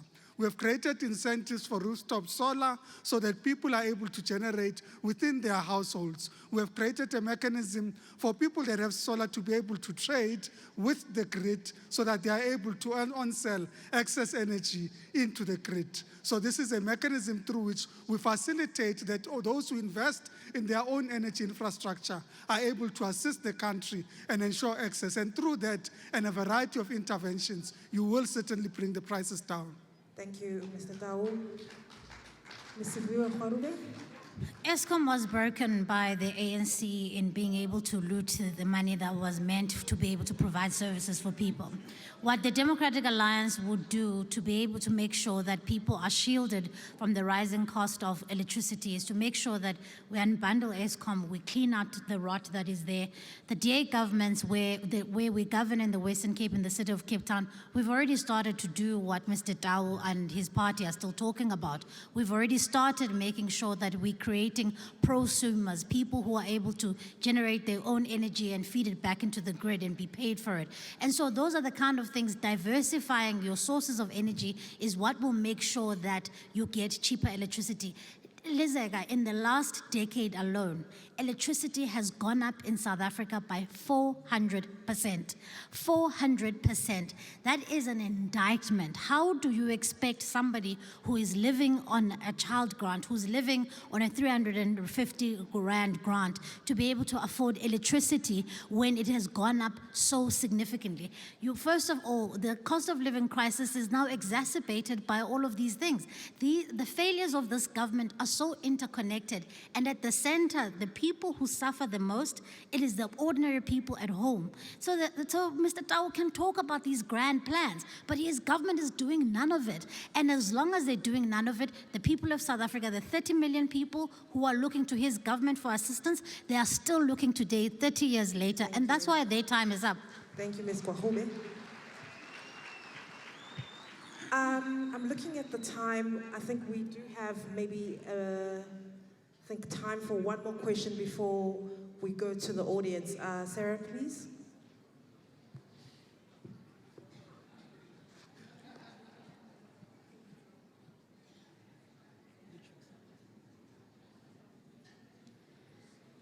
This is a question for the IFP. Given the potential blowback from certain international powers, was South Africa right to go to the ICJ over Israel's war on Gaza? Can you just repeat that? Given the potential blowback from certain international powers, Okay. was South Africa right to go to the International Court of Justice over Israel's war on Gaza? I think first of all, we need to clarify our position as the party in relation to our foreign policy outlook. We believe as a party in democracy, liberties of different countries and the rule of law. I think as the South African government having gone there to court, I think it was on the basis of what they thought Israel is doing to Gaza, and at a particular point they believe that Israel is actually intruding or actually causing what you call casualties in Gaza. But as the IFP, we are saying, let us as a country, if we're in charge of government, we're not going to go to court. We're going to try and facilitate between these two countries and ensure that they actually find a common solution between these two countries on the basis of negotiations, as opposed to taking a part where we neglect one part and actually cast aspersions to have said that they are actually killing people in Gaza. The IFP says if you want to play an independent role, if you want to maintain your impartiality, you don't have to be seen to be taking part. Bring both parties on board and make sure that you mediate, because us taking side with Gaza is meaning to say we don't have to deal with the Israel people and we want even to listen to them. And we are compromised in terms of having to persuade them to cease fire. Thank you. Mr. Tau, can South Africa be impartial on the Gaza genocide? Well, firstly, as the ANC, we've been consistent about our support to all the oppressed people of the world. And we understand the role of the international community in ensuring that those people are able to gain their freedom. We understand because we needed the international community when we were fighting for our freedom. We've got the children of Cuba that died in Kutokana Valley. They died because they were fighting our cause, the cause of the Namibians, so that we are able to get our freedom. So yes, countries made sacrifices. We've got many countries that have made sacrifices to ensure that we're able to achieve our freedom. And we believe that we have an obligation as a country to support those who are oppressed. And it is not an assumption that the people of Palestine are discriminated against, that they are oppressed. The reality is that, in fact, when you are a Palestinian living in Israel, you get taxed more than an Israeli. The reality is that they built these walls, the apartheid walls, that separate people from their livelihoods, literally building a wall between you and your farm so that you drive an hour to get to your farm to be able to gain your livelihood. That is discrimination, that is oppression, and all we did was to use the international system. The world met at Bretton Woods. The world agreed on establishing international mechanisms of governance, of accountability. The International Court of Justice was created by this world, and all we did was to make use of that, and that has been justified through the rulings that have been made. What are the DA's thoughts on this question? First of all, the Democratic Alliance supports a two-state solution. We are wanting, firstly, to make sure that we've got an independent Israel, and an independent Palestine, and a secure Israel.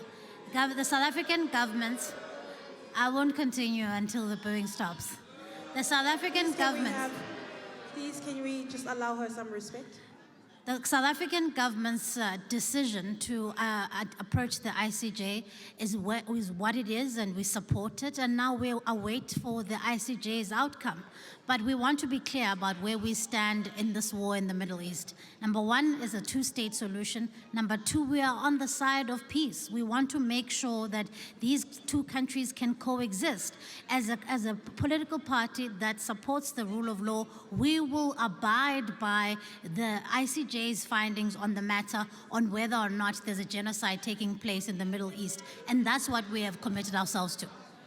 Thank you so much. The EFF? No, look,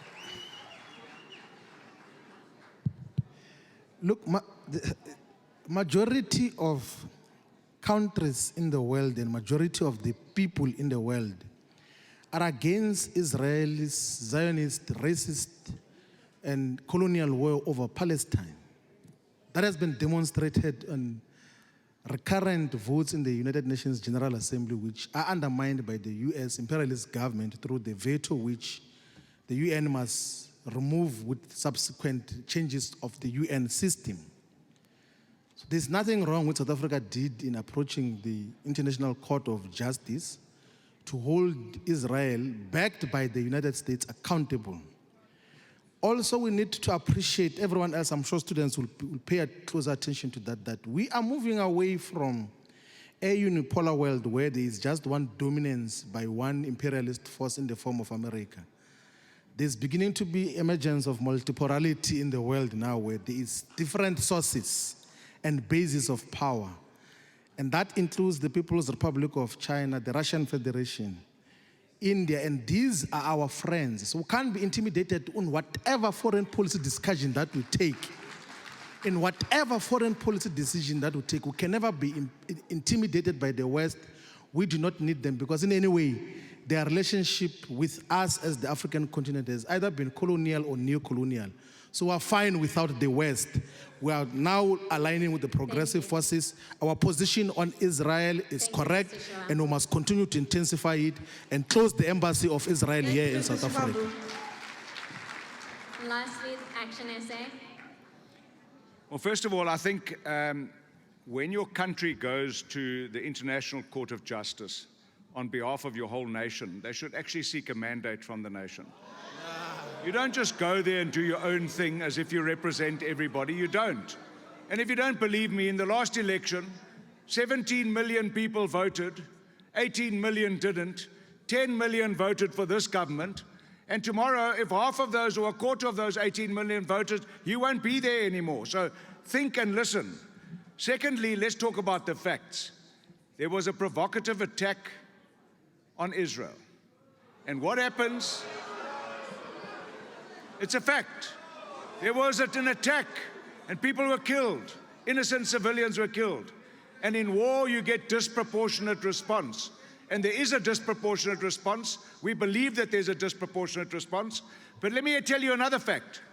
I have seen protestations all over the free world of hundreds of thousands of people meeting in the main cities of the world, calling for the extermination of Israel. That is wrong. I have never seen Israelis protesting in their hundreds of thousands, calling for the extermination of Gaza or Palestine. So here's the thing. Gaza is a Muslim country. Israel is a Jewish country. And Mr. Tau says that the ANC supports all oppressed people. The Jewish people are one of the most oppressed people in the world. They had the greatest genocide against them ever in mankind. Thank you so much. Sarah, I'm going to go rogue just one more time before we go to the audience. And I want to ask everyone, I'll start with you, Mr. Dao. Some people have said that the electoral process, the electoral system, and in extension the Constitution, should be amended to allow voters to pick and elect their preferred choice of president. What is the ANC's view on this? Well, firstly, should we as a country continue to discuss options on electoral systems, we certainly believe as the ANC that we should be able to discuss those. We should open the conversation, particularly as we find ourselves in a different situation where, in fact, particularly at local government, we've experienced the coalition governments and the collapse of these coalition governments. So we should be able to think about electoral systems and how we enhance our electoral system.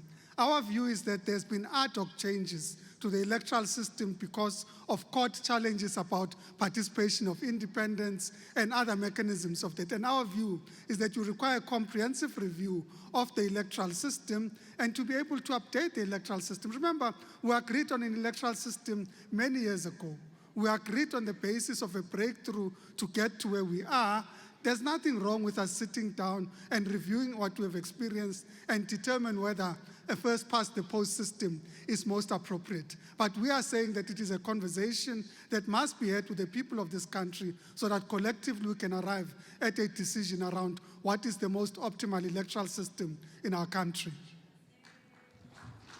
Thank you so much. Siviwe, does the PR system still work? Do we need to pick or elect, vote for our own president? I think that certainly, the mic is not working. I think certainly South Africa needs to move towards electoral reform in its entirety. And in fact, there's been plenty of literature written about this. And if one goes back to even the Slubbert report, which is actually in Parliament gathering dust and has not been implemented. So we have had these conversations, and these conversations keep going around in circles. But what is really happening, and for me, the biggest crisis here, is that we are leaving people out of the democratic process. We are not saying how do we deepen accountability for those who are elected in public office. Ultimately, South Africans need to have a direct way of holding their public reps to account. And at the moment, that is not happening. And so the conversation around electoral reform needs to happen, and it needs to happen not just in terms of reports that need to be commissioned. We need to think carefully about how do we make sure that people have a say in how their democracies meted out. We have also to remember this point, that there are millions of South Africans, particularly young people, who are checking out of the political system because they do not believe that the political system is responding to their needs. That is a crisis that all of us as leaders here need to be concerned about. Ultimately, democracy is not about and for politicians. It is about the people at home to make sure that they elect people that they can then fire when they don't work for them, and not the other way around. Thank you, Siviwe. Mr. Shivambu? Yes. Look, we don't agree that you must vote for a president directly. You must vote for an organization, knowing who is the president of that organization. This thing of individualism doesn't work. The state is a very complex institution. There's no single individual who can run that very huge institution. You must have clear perspective on foreign policy, on the entire government system in all spheres. The judiciary must oversee what happens with the military, the police. As an individual, you can't have that wisdom. Even if you can be 1,000 years old, having read books every day, you can't run the state alone. You must lead it within a collective so that you can be called to order when you make mistakes. But if you have been voted alone, you will say, no, but it's me who entered here by myself. They can't call you to order. They say, no, it's me. They voted for me to be president for the next 5 years. You're going to hold us at ransom for 5 years. But if it's an organization, when you make stupid mistakes, the organization that sent you there must say that that is not how we say you are going to do things. You must step aside or step down. And then we identify someone else to lead there. This liberal individualism must be rejected with the contempt it deserves. It's part of the agenda which is being imposed, by the way, by that Brand-Test Institute of the Oppenheimers that wants to stratify organizations in South Africa so that they can infiltrate individuals. We don't agree with that nonsense. Mr. Trollip, 30 years of democracy, has I've got it. the current system worked? Yeah, I believe, and Action SA believes, that we certainly should have electoral reform. There is a lot of work that's been done. The Van Zyl Commission said that we should have a hybrid system. We already have a hybrid system. At local government, you have directly elected representatives and proportionately elected representatives. It improves accountability. It brings government closer to the people. So we would support that 100%. You know, you need an accountable government. We've got a government that has a policy, an internal policy called step aside. It's just a temporary step aside, one step to the left. And then when the lists get drawn up a bit, those same people come back on. They're all back on the list. All the step-asides are back on the list. There's no accountability. So we agree that we should have directly elected representatives. I also think that it's time in South Africa, with all these multitude of parties that we have, that we introduce a threshold. In order to get representation into Parliament or Council, there should be a threshold. Can't have these parties with 1 seat or 2 seats that are bought every day by the ANC. We'll make you mayor. That is just a waste of time and effort. So we need to introduce a threshold. And then talking about having a collective to run a country. You know, I agree. You need collective skills, experience to run a country. But you can't have a collective where only one person speaks, because then you are being run by one person. Thank you, Mr. Trollip. Mr. Buthelezi. I think from my point of view, the discussion is more than welcome, where we discuss whether or not people should elect a president-direct. But I think what is more important is us to look at the internal democracy in each parties, where I think parties should decide to say, if the IFP, for argument's sake, takes over, who should become the president of the country now? Because we may have a right person in the party to lead the organization, but not the right person to lead the country. I think those discussions should begin in our own parties to make sure that we get the right people in right positions. Otherwise, we're going to have a problem now where if you've got a compromised president in your own country, then by extension, you are giving people of this country that very same compromised leader. Only if then you've got leaders who are seasoned leaders with the leadership of integrity, then you can actually trust our political system as the country. I think as the IFP, we also say, let us throw this ball back to members of parliament as to how do they exercise their responsibility now when it comes to electing the president. Do they actually vote with their hearts or they vote with their mind? Do they become so loyal to their party at the expense of citizens of this country? There's also one discussion to say our system must mature enough now where parties, when they are now members of parliament, they cease to be more of their parties where they come from, but more of leaders of the society. Thank you, Mr. Buthelezi. Well, Sarah, this is really informative, and I hope the audience is gaining a lot of clarity as to what they will do on the 29th of May. Now, let's take it to them. I'm sure there are people who want to speak to their leaders. I'm sure there are people who want to gain some clarity. There are a number, where are the ushers? I'm sorry. I'm looking for students. Where are the students? One this side, please. The ushers will decide. We have 5. We have space for only 5 questions. The ushers will be, are you a student? One student there?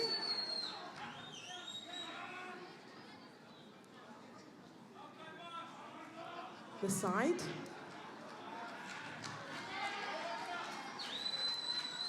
At the back there, if there is a student. Student, community members.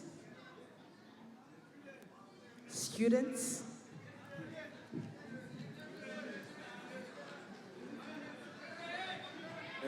Revolutionary greetings to the broad student. Yes, sorry, we are still choosing 5 people. How many people do we have now?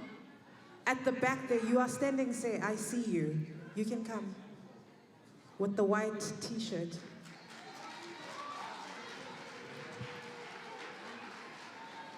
Yes. And this is the last hand.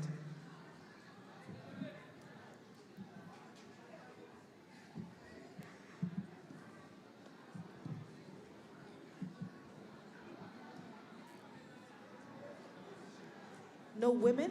I would like to include, you can come. No other female hand. Yes. There are so many people in that. Are there 5 or 6? There are like 8. To balance. Why don't you ask from each party? I mean, how do you know where those people come from?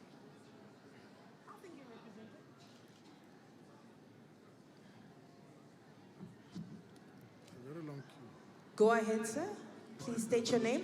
Revolutionary greetings to the broad student populace. Standing before you is Ludobuhle Mponto, the ELCSRC Student Services Officer, deployed by the EFF Students Command and member of the EFF in good standing.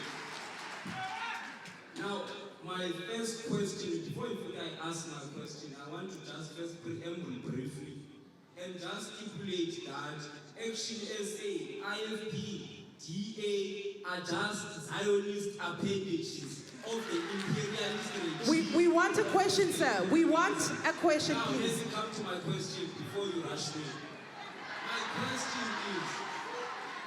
My question is first to the neoliberal arrangement of Moonshot Pact.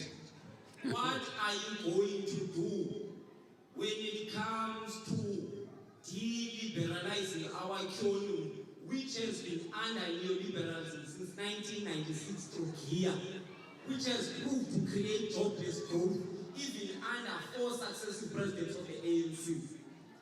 The second question I want to ask. How many questions? One question per person. Thank you so much, Ludobuhle. Just one more. Thank you, Ludobuhle. Siyabulela. Siyabulela, bhuti wami.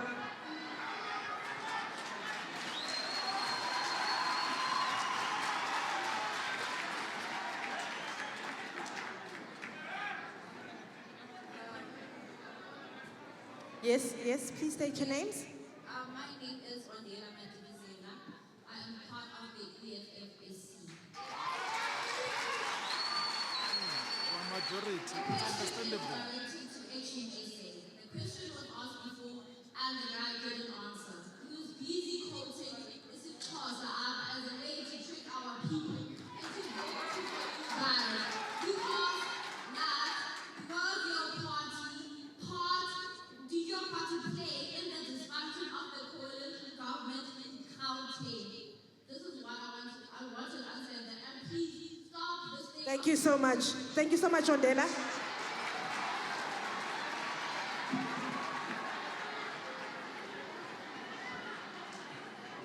Yes, sir. Thank you very much. My name is Nicholas Nati, and my question is to Siviwe.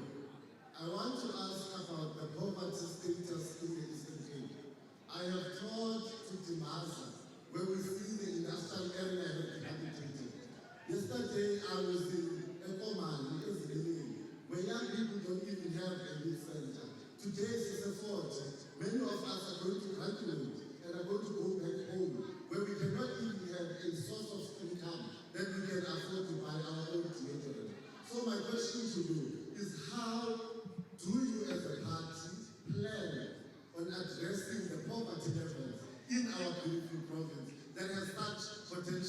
to be a great province amongst the rest of South Africa. Thank you so much.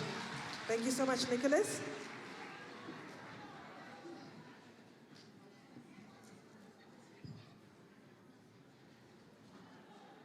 You can go ahead, ma'am. Thank you so much.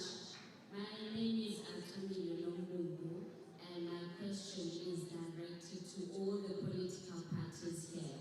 My question is, what is the plan around fighting the scourge of gender-based violence? I didn't hear anything around that.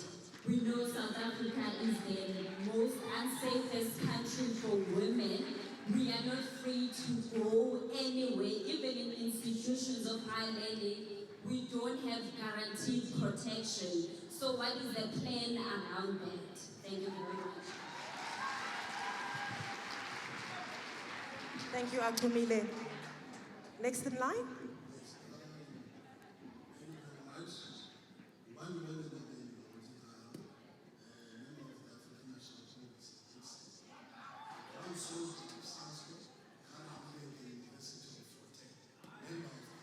We can't hear. We can't hear. Sorry, sir. Will you please speak into the mic a bit clearer? Yes, thank you. Thank you. I think my question will be to the opposition, the current opposition, the people that maybe we think that their content is correct. The question to you would be that I think you are far-fetched from the reality. Question, Bandibel. No, question, please. Before I can be able to bring a question, I must bring context. No, we want a question. My question needs context so that it can be understood as I deliver it. So at certain times it may be misunderstood. Allow me to deliver the question with a bit of context, at least 10 seconds in between. Thank you very much. I think my discussion to you will be very simple. Your detachment on neoliberal approaches to post-apartheid South Africa that had been fought for by our people. Now, firstly, you spoke about housing, especially in municipalities. But I think that you did not speak about indigenous. The first question would be, do you understand what indigency is in municipalities? And do you understand in the second Thank you so much.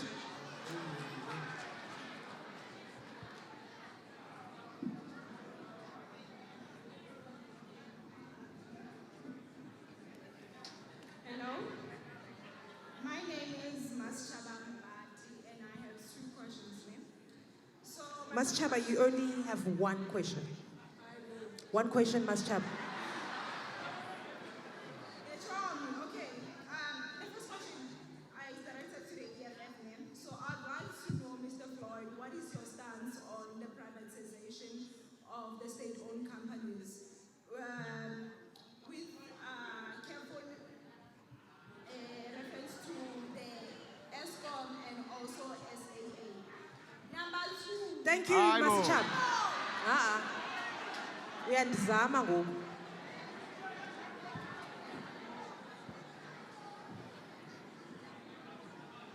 Yes, sir. Man, Chabatel Tuman, Bruce, Wogundola Pagli. Ikamalam, Luna to Abambulo, to Swabila, I can do based the ANC. ANC lead South Africa for 30 years, but Zang ANC the least. My question is that you say you will be able to for 30 years. For 30 years, your wife telling the same thing,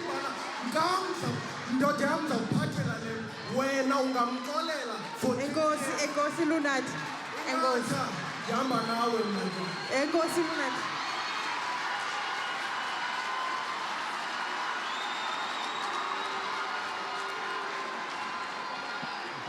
More of a statement than a question, I suppose. But yes, sir. This is Ayana Mungene, and I just want to know if immediate Sorry to interrupt. Can I get your name again? Ayana Mungene. Okay, but Ayana Diabule. So What I want to know to all is that if you read that when you come into power, whether national, provincial, or local, how are you going to expose funds to education and graduates as they are the only ones who can make a major impact in the economy of the country? I want to know what are the actual actions as to the unemployment of graduates, like big practicality. As a sportsman, Inkosi Ayanda siyabulela. Ayanda siyabulela bhuti wami.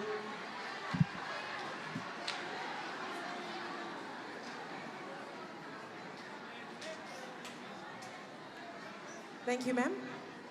Good evening. I'm Ruby Bechi, constituent chairperson from the Ndlande region.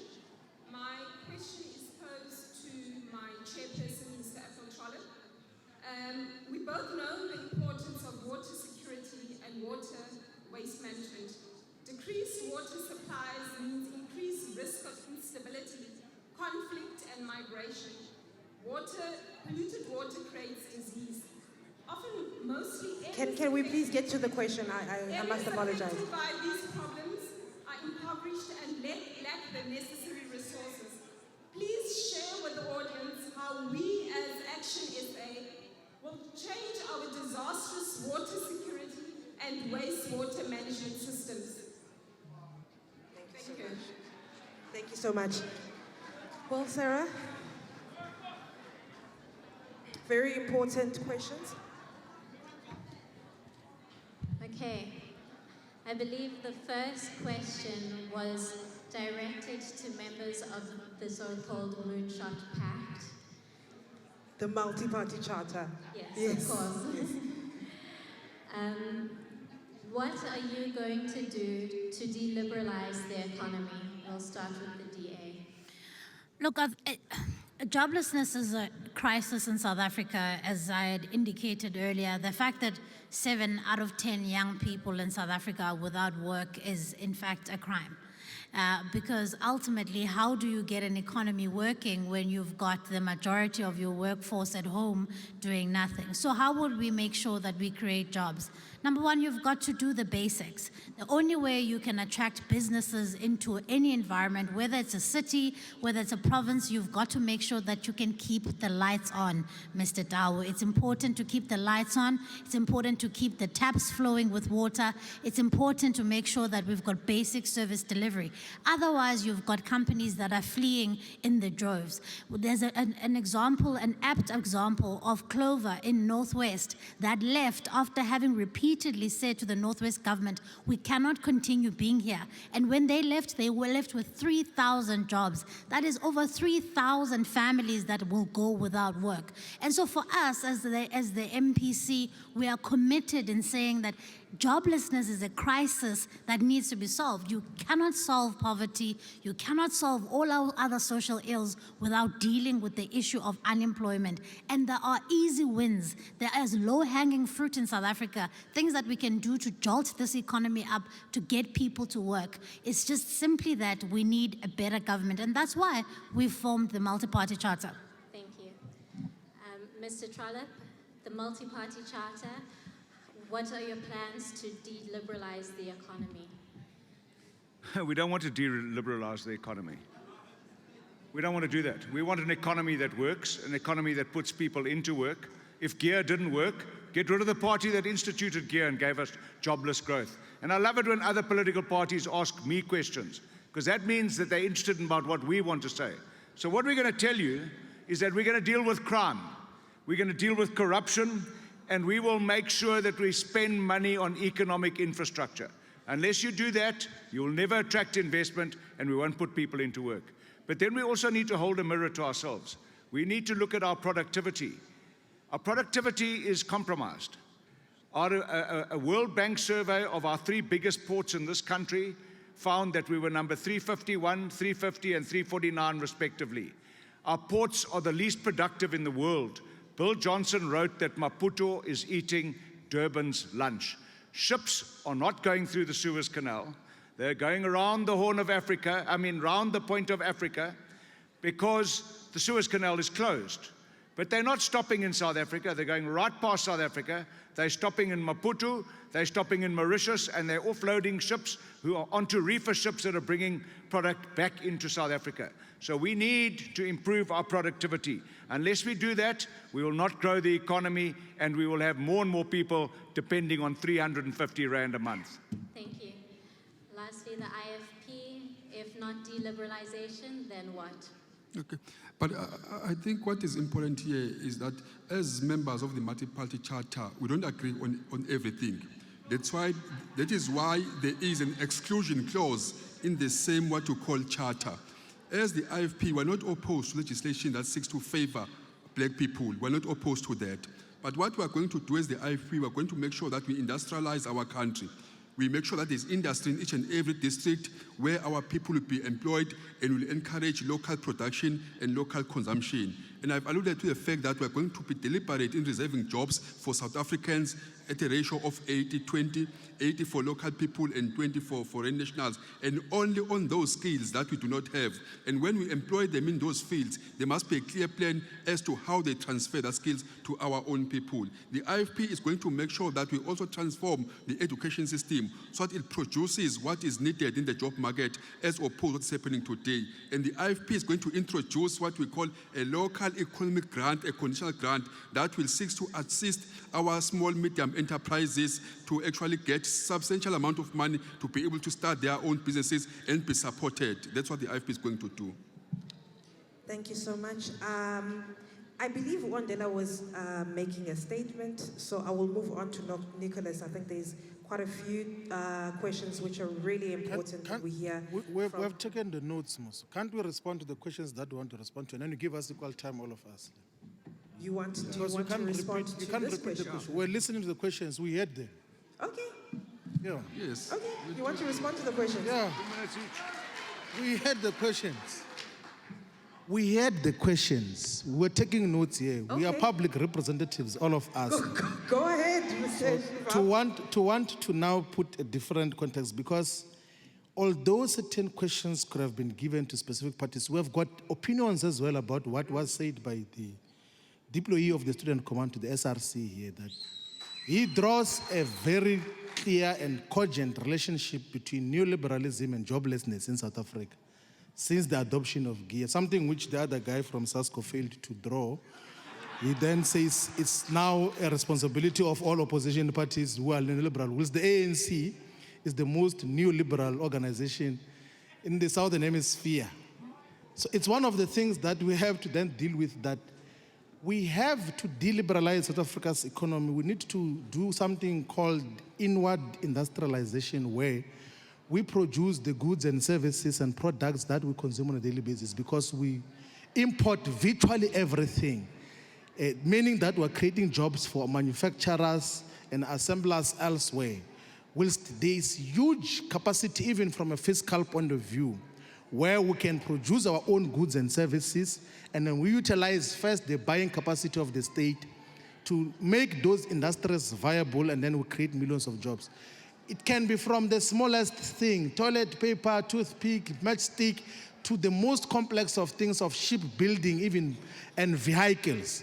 Just how many cars does the state own? If we're saying that South African government is going to buy only state-owned, South African-made cars, we can create millions of jobs, because the government garage is far much bigger than any other garage that you can ever think of. So those are the deliberalization components of moving away from neoliberalism, which we must look into. And thank you very much, Fighter, for the clear question. We hear you. Yeah. Mr. Tau, would you also like to respond? Yeah. Mr. Taleb. I thought we were all going to get equal time to respond to the questions. But you spoke already. I believe that you have spoken on it. On the same question you spoke. It was a multi-party. That's a problem. You said 5 questions. Now there are 10 questions. How are we going to answer them? Please allow us. spoke on the same we question. had to allow students to ask you every question, sir. Please just indulge us. So with respect, do I only get to answer the question that the moderator decided that I should answer? You have agreed with No, I did not. Shivambu. I said we should be given equal time, and let's answer the questions we want to answer. And you will, sir. You're 100. We'll make sure that you have that. 100%. We'll make sure that you have that space. Now we are giving Please allow us to give Mr. Pakstow some time to respond if he so chooses to.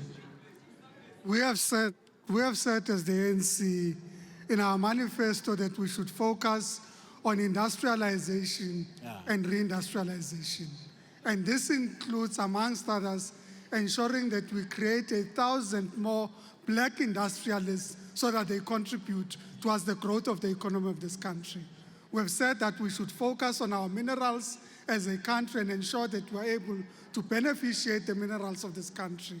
We have said that it is important that all of society benefits from the mineral wealth of our country. Through that, we have a special dispensation of generating revenue from the mineral base so that we are able to create mechanisms that are able to invest in the economy of this country. So that's a commitment of the ANC. Our commitment remains that this economy requires fundamental transformation, that you need to ensure access for black people to the economy, access to women into the economy, that you need to create opportunities to participate in the different facets of society, in management, in acquiring the skills to be able to participate in the economy of this country. Our approach is about deliberately creating policies that affirm those historically disadvantaged and broaden the base of entrepreneurs in this country so that it is not about the benefit of individuals, it's about the benefit of society as a whole. Sivu, I'll start with you on this question, and if anyone else wants to respond to it as well. How do you address the poverty levels in the Eastern Cape? It was addressed to you by Nicholas. Yeah. Elizabeth, the issue of the Eastern Cape is deeply saddening. My mic's not working. We all watched in horror as we saw the story of the woman in Butterworth, a mother who had to make a difficult decision to kill herself and her children because it was known that she was struggling under the yoke of a cost of living crisis. And here's the difficulty with this cost of living crisis, is that there are ways in which government can cushion people who are struggling, people who are poor, who are living below the breadline, and yet government chooses not to do so. Number one, you can expand the basket of basic goods that are zero VAT rated. We have often asked for this in Parliament to the Minister of Finance. It is within his ability, he can do so. But already by doing that, you are already cushioning people from hunger. Number two, obviously you have to start creating jobs because you cannot say to people, mabanele njenge 350. You've got to get people into work so that they can work and live a life of dignity. Number three, we believe as the Democratic Alliance that you've got to increase the child grant. The child grant as it stands is insufficient to raise a child that will be able to go to school and be able to be productive. But these things can only happen when you change a government so that you can have people who are not stealing the money, so you can channel it to frontline services like alleviating poverty for people. Thank you. Would you like to address that Yes. question? Okay. Do you know, by all forms of measurements, the Eastern Cape is possibly the poorest province in terms of infrastructure, in terms of household poverty as well. I think there are certain things which we spoke about in the EFF in the province here as well, that because there's multiple crises in every sector, maybe let's maybe look into dedicating each year to resolve one problem. We say that in year one of us being government, let's resolve the water crisis. Dedicate all energy and then we close it. Next one, healthcare infrastructure, clinics, hospitals, we close it. The other year, we go to schools, build schools, remove the mud schools, remove the pit toilets, we close it. The other year, we go to the different sectors of the critical infrastructure here in the province. Because since 1994, there have been attempts to do so many things at the same time, and there's not been a resolution of even one sector of social services here in the Eastern Cape. There's crisis with hospitals, there's crisis with water infrastructure, there's crisis with schools, there's crisis with the roads, there's crisis with everything. We need to take a different approach so that when we look back 5 years of being government here in the Eastern Cape, we can say that they can fault us for anything. but we dealt with the question of education, we dealt with the question of healthcare, we dealt with the question of making sure that our people are safe in their Mr. communities. Shivambu. That is what we Thank need you, to Mr. do here Shivambu. in the province. Thank you, Mr. The Premier candidate of Action SA in the Eastern Cape. The question is, if you would like to address it, how do you address the poverty levels in this province? How do you address the poverty levels in this province as Action SA? I'll pass on that. I want to answer questions that were asked to me. There are Go two ahead. questions. Go ahead. Okay, the lady who asked about gender-based violence. I take my hat off to you. I'm sorry there were no questions from the panel about gender-based violence. The fact of the matter is that in this province, Nelson Mandela Bay is the crime capital of the country, followed by Mthatha. Nelson Mandela Bay is also the most violent city in South Africa. It's also the 9th most violent city in the world. Every day, 72 women get raped. Those are the women that report their cases. People have given up reporting rape cases. There was a notorious case in Motherwell in Nelson Mandela Bay recently where a woman went to a clinic to report that she was raped and she needed medical assistance. They sent her to the police. The police sent her back to the clinic. She died en route to the clinic. We are not serious about dealing with gender-based violence in this country. This question to me about water. We've built no dams in this country. Our population is growing, and we've built no new dams and finished them. The Giyani water scheme has been waiting nearly 10 years, and the taps are empty. But you don't have to go to Giyani. Go to any lali here in the Eastern Cape, and you will see reservoirs, pipelines, and taps that are dry. I can take you to them. I was there yesterday. Mpekweni, and Moshwa. Ilali, zine taps, kodwa commands.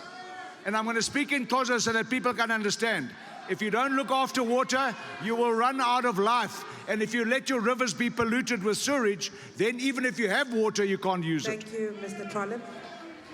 That Mutelezi, I'm sure you'd like to address the GBV question. Yeah, I think the IFP, what it's going to do, and this is a problem, and I highlighted it on my introductory remarks here, to say our women and young girls are going on the street under the shelter of fear, which is an indictment on all of us to have failed to protect them. We are going to apply the law without fear and favor. And in our manifesto, we are very clear. We are saying we are going to open a dialogue to bring back the death penalty on such issues, because you cannot have people who repeatedly rape our women and get away with the matter. So a death penalty should be reintroduced to deal with such heinous crimes in this country. That's what the IFP is going to do. But also, we should not make this only the government responsibility. It's our responsibilities also as the society. Because if I'm not treating my wife well, I'm not actually sending a lesson to my son as to how he must do the same to his wife. And if I'm not educating my young boys as to how they should respect and protect their sisters, I'm also guilty as charged. So this is a responsibility that we must all take. It begins in our own homes. We must educate our young men and train them to be responsible citizens and be #1 defender of women in this country. Government cannot actually succeed doing this alone. It's our problem as a society. It's a pandemic that we all have to address collectively. Mr. Tau? Well, firstly, the Eastern Cape has created more than 143,000 jobs since 2019. Practical jobs in the Eastern Cape, and we can account for that. The reality is that Mr. Trollip here spoke about investors don't want to come to this country. And we showed him the investors that are coming to this country, and he grudgingly admitted. So you will also grudgingly admit that jobs have been created in the Eastern Cape. We, however, acknowledge that jobs would not be able to reach everybody at the same time, that we have a mountain to climb. Therefore, we need to look at the plight of the poor. We have said in our manifesto that we are looking at the social relief of distress grant, or what they call the 350, as a means through which we can build into a basic income grant for the people of this country. And we should not be disparaging to the poor that you would be able to receive money to be able to feed your children, therefore government is doing something wrong. It's something fundamentally important. The poor should not be allowed to go hungry because some political parties think that the poor are not important. The poor should be able to gain access to food. They should be able to gain access to health and different subsidy systems, whether it's the child support grant that we introduced, whether it's the basic income grant and other interventions that mitigate against the poverty amongst the poor people. Thank you. Thank you so much. Mr. Kwahube? Ms. Kwahube. Yes. First of all, I just want to quickly rebut something that Mr. Tau has said because I want to spend my time responding to the GBV issue. The problem here is that Mr. Tau was talking about how they're the political party that cares about the poor. It is factually incorrect. There were measures that I listed here that the government of the East, the West, the government of the ANC can implement immediately to prevent the poor from going hungry. Why don't you increase the child social grant so that we can make sure that it is at least at the level of the food poverty line? Why don't you extend the basket of services, the basket of zero-rated goods, so that you can make sure that poor people are able to put food on the table? It is your party, sir, that hates poor people and not the other way around. The issue around GBV is very, very important that was asked. The DA's offer on this is simple. We want to be able to halve violent crimes when we get into government. We want to make sure that we devolve policing powers to capable provinces so that we do not have just a national policing strategy. We can agree that a strategy that works in the Western Cape is not the same kind of strategy that would need to be implemented in the Eastern Cape. So we're saying when it particularly comes to GBV, you've got to make sure that you've got targeted approaches that are not only just decided on in Pretoria, but you are allowing provincial government departments to target the issue of GBV because it's a crime and it's a scourge and it's something that all political parties here should be able to be concerned about and have solutions for. Thank you. Lastly, the EFF on gender-based violence. Before we wrap up, we have to close soon. Yeah, no, thanks. You know, South Africa is an extremely violent country when it's measured in terms of interpersonal violence, where we have got 27,000 murder cases annually. That is more than war zones where people are being bombed by flying machines. So like the killings amongst it, and in that equation, women and children become casualties of an otherwise very violent society, which, by the way, is strangely happening in about 20% of police districts in South Africa. And there has to be proper, detailed attention to that. The Eastern Cape is to be the Sikisiki, Flagstaff, Mthatha, of course, Nelson Mandela Bay, in terms of what happens. And that has to be, there must be detailed and closer attention, particularly to the criminal justice systems of what happens there. And in relation to gender-based violence, I don't think that the police stations that are being utilized for these other common crimes should be the same platform where women go to report gender-based violence. They are not friendly. It's not possible, even the manner in which those who are taking the statements deal with those cases. It's not friendly. Like they shout at them, please explain what happened and all of those things there. We need to create safe spaces for females to report gender-based violence, and then the criminal justice system must expeditiously be able to resolve all these problems that are confronting our society. Then we'll be able to deal with the problem much more sustainably. Thank you, Mr. Shivambu. We are now nearing the end of this debate. Thank you so much to all the panelists. Can we please have closing remarks? We've got 2 minutes. Siviwe, I'll start with you. Thank you very much. And I just want to extend a special word of thanks to the audience tonight, because ultimately it is you who has to make the decision on where to put your eggs on the 29th of May. And we want to make sure that our political system does not leave you out, because you must hold us accountable as political leaders and not the other way around. But I want to assure you about a couple of things that as the Democratic Alliance, we are committed to, should you lend us your vote on the 29th of May. Number one, we want to make sure that we lift people out of poverty. Indlala is a crime, and we cannot allow the situation where in 2024, kukhona abantwana basweleka beswelekayo besweleka yindlala. Starvation. South Africa is not a poor country. It is poorly led. And why are people dying of hunger? Number two, we want to make sure that we get particularly young people into work. There are ways and means of doing that. I would hate for the people who graduate in this hall to go and sit at home and not have a job, like the 70% of young people who are sitting at home. It is not fair, not unfair on your dreams, and it's not fair on your parents who have sacrificed a lot for all of you to be here. Number three, we want to make sure that we keep the lights on. Make no mistake, you cannot grow an economy where your lights are not working, where ESCOM is not working. We want to make sure that your taps have water. You cannot grow an economy where basic service delivery is not delivered.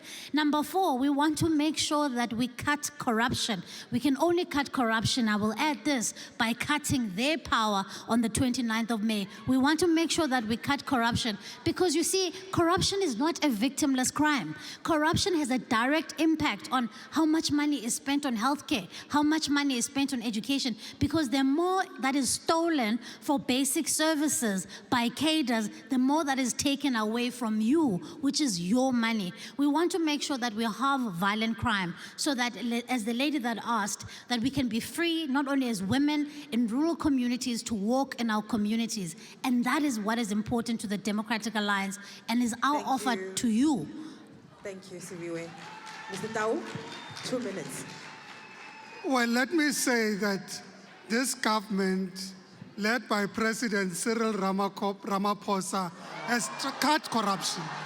That a report was released in this week that says that corruption has dropped under the leadership of President Cyril Ramaphosa. So we're not talking about an intention, a dream, or something that we want to think about. It's practical action that is corroborated by Corruption Watch about the actions that have been taken by this government led by President Ramaphosa.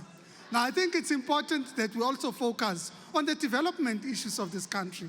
There was a question raised about what has the ANC done in the past 30 years.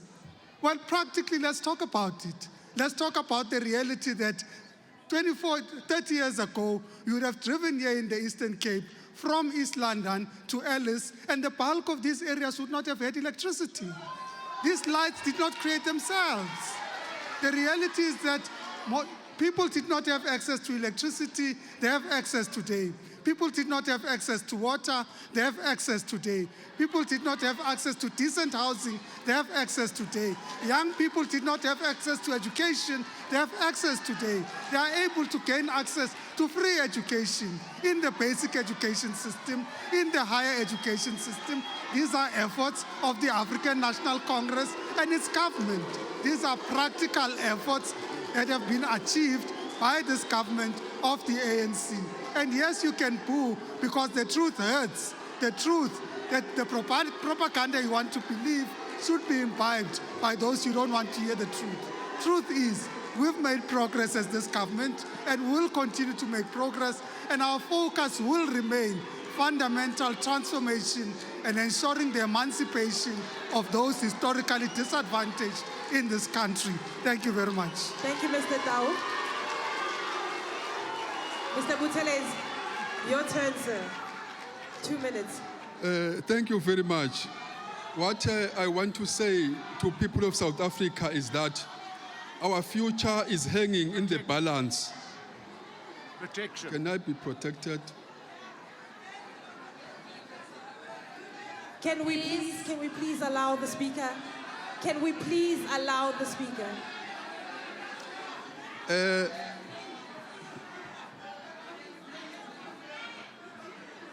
Speak, sir.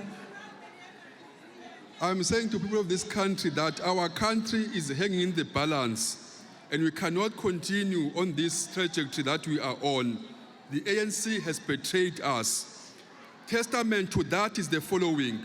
Today we have a new generation which has never existed, a generation of people whom we call paras. Our young, brilliant men and women who have been rejected by the system that was meant to actually protect them, which is an indictment to the ANC. A vote to this ruling party is actually making sure that this generation that has never existed continue. And some of the students seated here, if they do not change this system, they are going to be added on the numbers of those young, brilliant men who are loafing on the streets because the system has actually betrayed them. We are saying as the IFP, let us close this door behind us, this door of corruption, unscrupulous leaders, and open the new door that will usher us in the new era, the era of the IFP. Let us make the 29th of May a year that we are going to remember, a year where all of us shall all say that is the year where everything actually changed, a year where we are going to shut the Marikana, a year we are going to forget about the Guptas, the year that we are going to make sure that we forget about the Nkandla scandal, a year that we are going to forget about the Phala and the recent stain, which is a serious stain on our nation, which is what has happened to the Speaker of this country. This is telling us that from the ANC, we cannot accept anything. We must never continue to vote them in. Let us usher in a new era, our own future, the future that we hope for, a future for our future generations. Thank you very much. Excellency.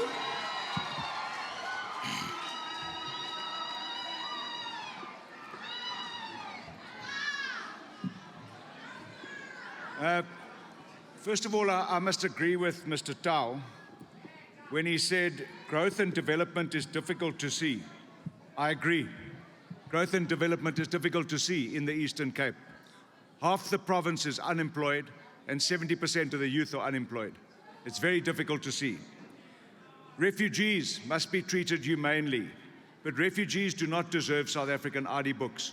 Neither do people from our neighboring countries deserve ID books that they buy for 2,500 Rand and come across the rivers into our country every payday. Bamkelisasa. We cannot afford that. I want to just conclude by saying, and I want to be very frank, and I told the Vice-Chancellor that I was going to say this, because we must be honest about where we find our country. The state of our country is no better or worse reflected by the current state of this once iconic university and great institution of continental learning. Sadly, and I say this without prejudice, Fort Hare is now renowned for exclusion of students who are not funded. Students are wondering where their next meal is going to come from, and they're being evicted by their landlords. The university is known and renowned for issuing questionable degrees to politicians. It's renowned for fraud and corruption and murder and assassination and racketeering. Tragically, this is a microcosm and a reflection of what our country has become. And that has become under the ANC. So if I might pirate a quotation from Brutus in William Shakespeare, and I want to say that I didn't come here to praise the ANC. We came here with my colleagues to remove the ANC from government. Thank you. Thank you, Mr. Trollope. Mr. Shivambu. No, thank you very much to the University of Fort Hare for hosting us. That is the only reason why we came, is because this was hosted by the University of Fort Hare. And we want to thank the people of the Eastern Cape for the growing support that we are giving to the EFF. We are definitely going to be the #1 political party after the 30th of May. If we're not #1, we're going to be #2. The young people, particularly those of you who are organized in SASCO, ANC, Click, we were there before. But we always subside to logic. We do not just follow things as they are. Your sole reason not to vote for the ANC is just to read their manifesto. They are saying they're going to create 2.2 million jobs in the next 5 years when there's 11 million unemployed people. So only two out of the 10 unemployed people are going to be given jobs. That is their plan, which is not going to materialize in any way. So if you still are going to vote for the ANC, you are just voting for joblessness and hopelessness and no direction. There's nothing that is going to happen under these people. The less said about this multi-party charter, the better. Because these are not political parties. They are puppets of the Oppenheimers. All of them. And you know what are the interests of the Oppenheimers. They want to keep the status quo. In the genealogy of the Oppenheimers is Cecil John Rhodes, who ravaged this country. The wealth of the Oppenheimers came through the rape, through the savaging of our country. We as a generation will never allow, they must never allow that to happen. Let's appreciate a simple thing that those of you even from the different political parties, politics is not like football where you support Kaizer Chiefs even when it's losing games every day. We must always listen to logic, and the logic comes from the economic freedom fighters that let's make this 2024 to be our 1994. Amanda! Thank you. Over to you, Sarah. Thank you. I think we are done. Wenyamaza. Thank you very much. Wenyamaza. Shosho.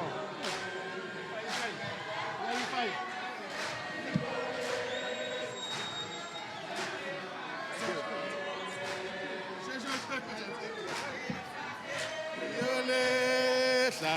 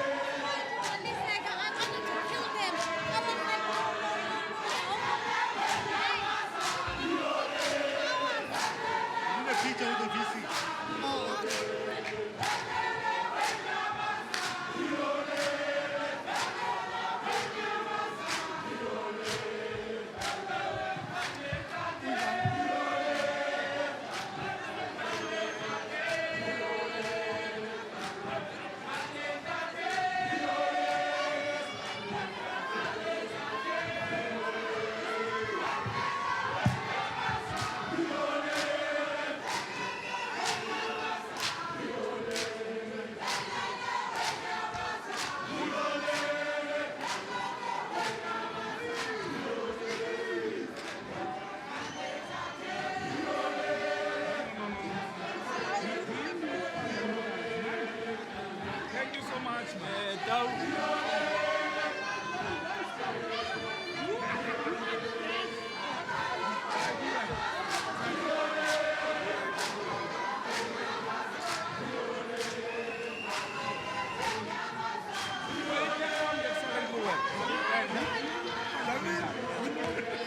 The amount of noise. Exactly. It's science. And making sense. It's science. And making sense. Not noise. You know, we have a responsibility for the government. We can't just take this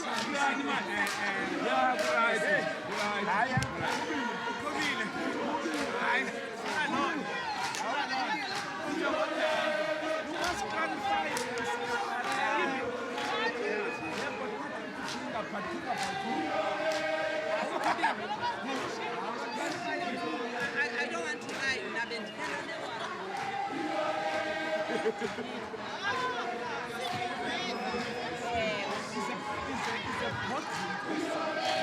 yabona xa uziza kwintlanganiso ezinjeni i-strategies oyindidayo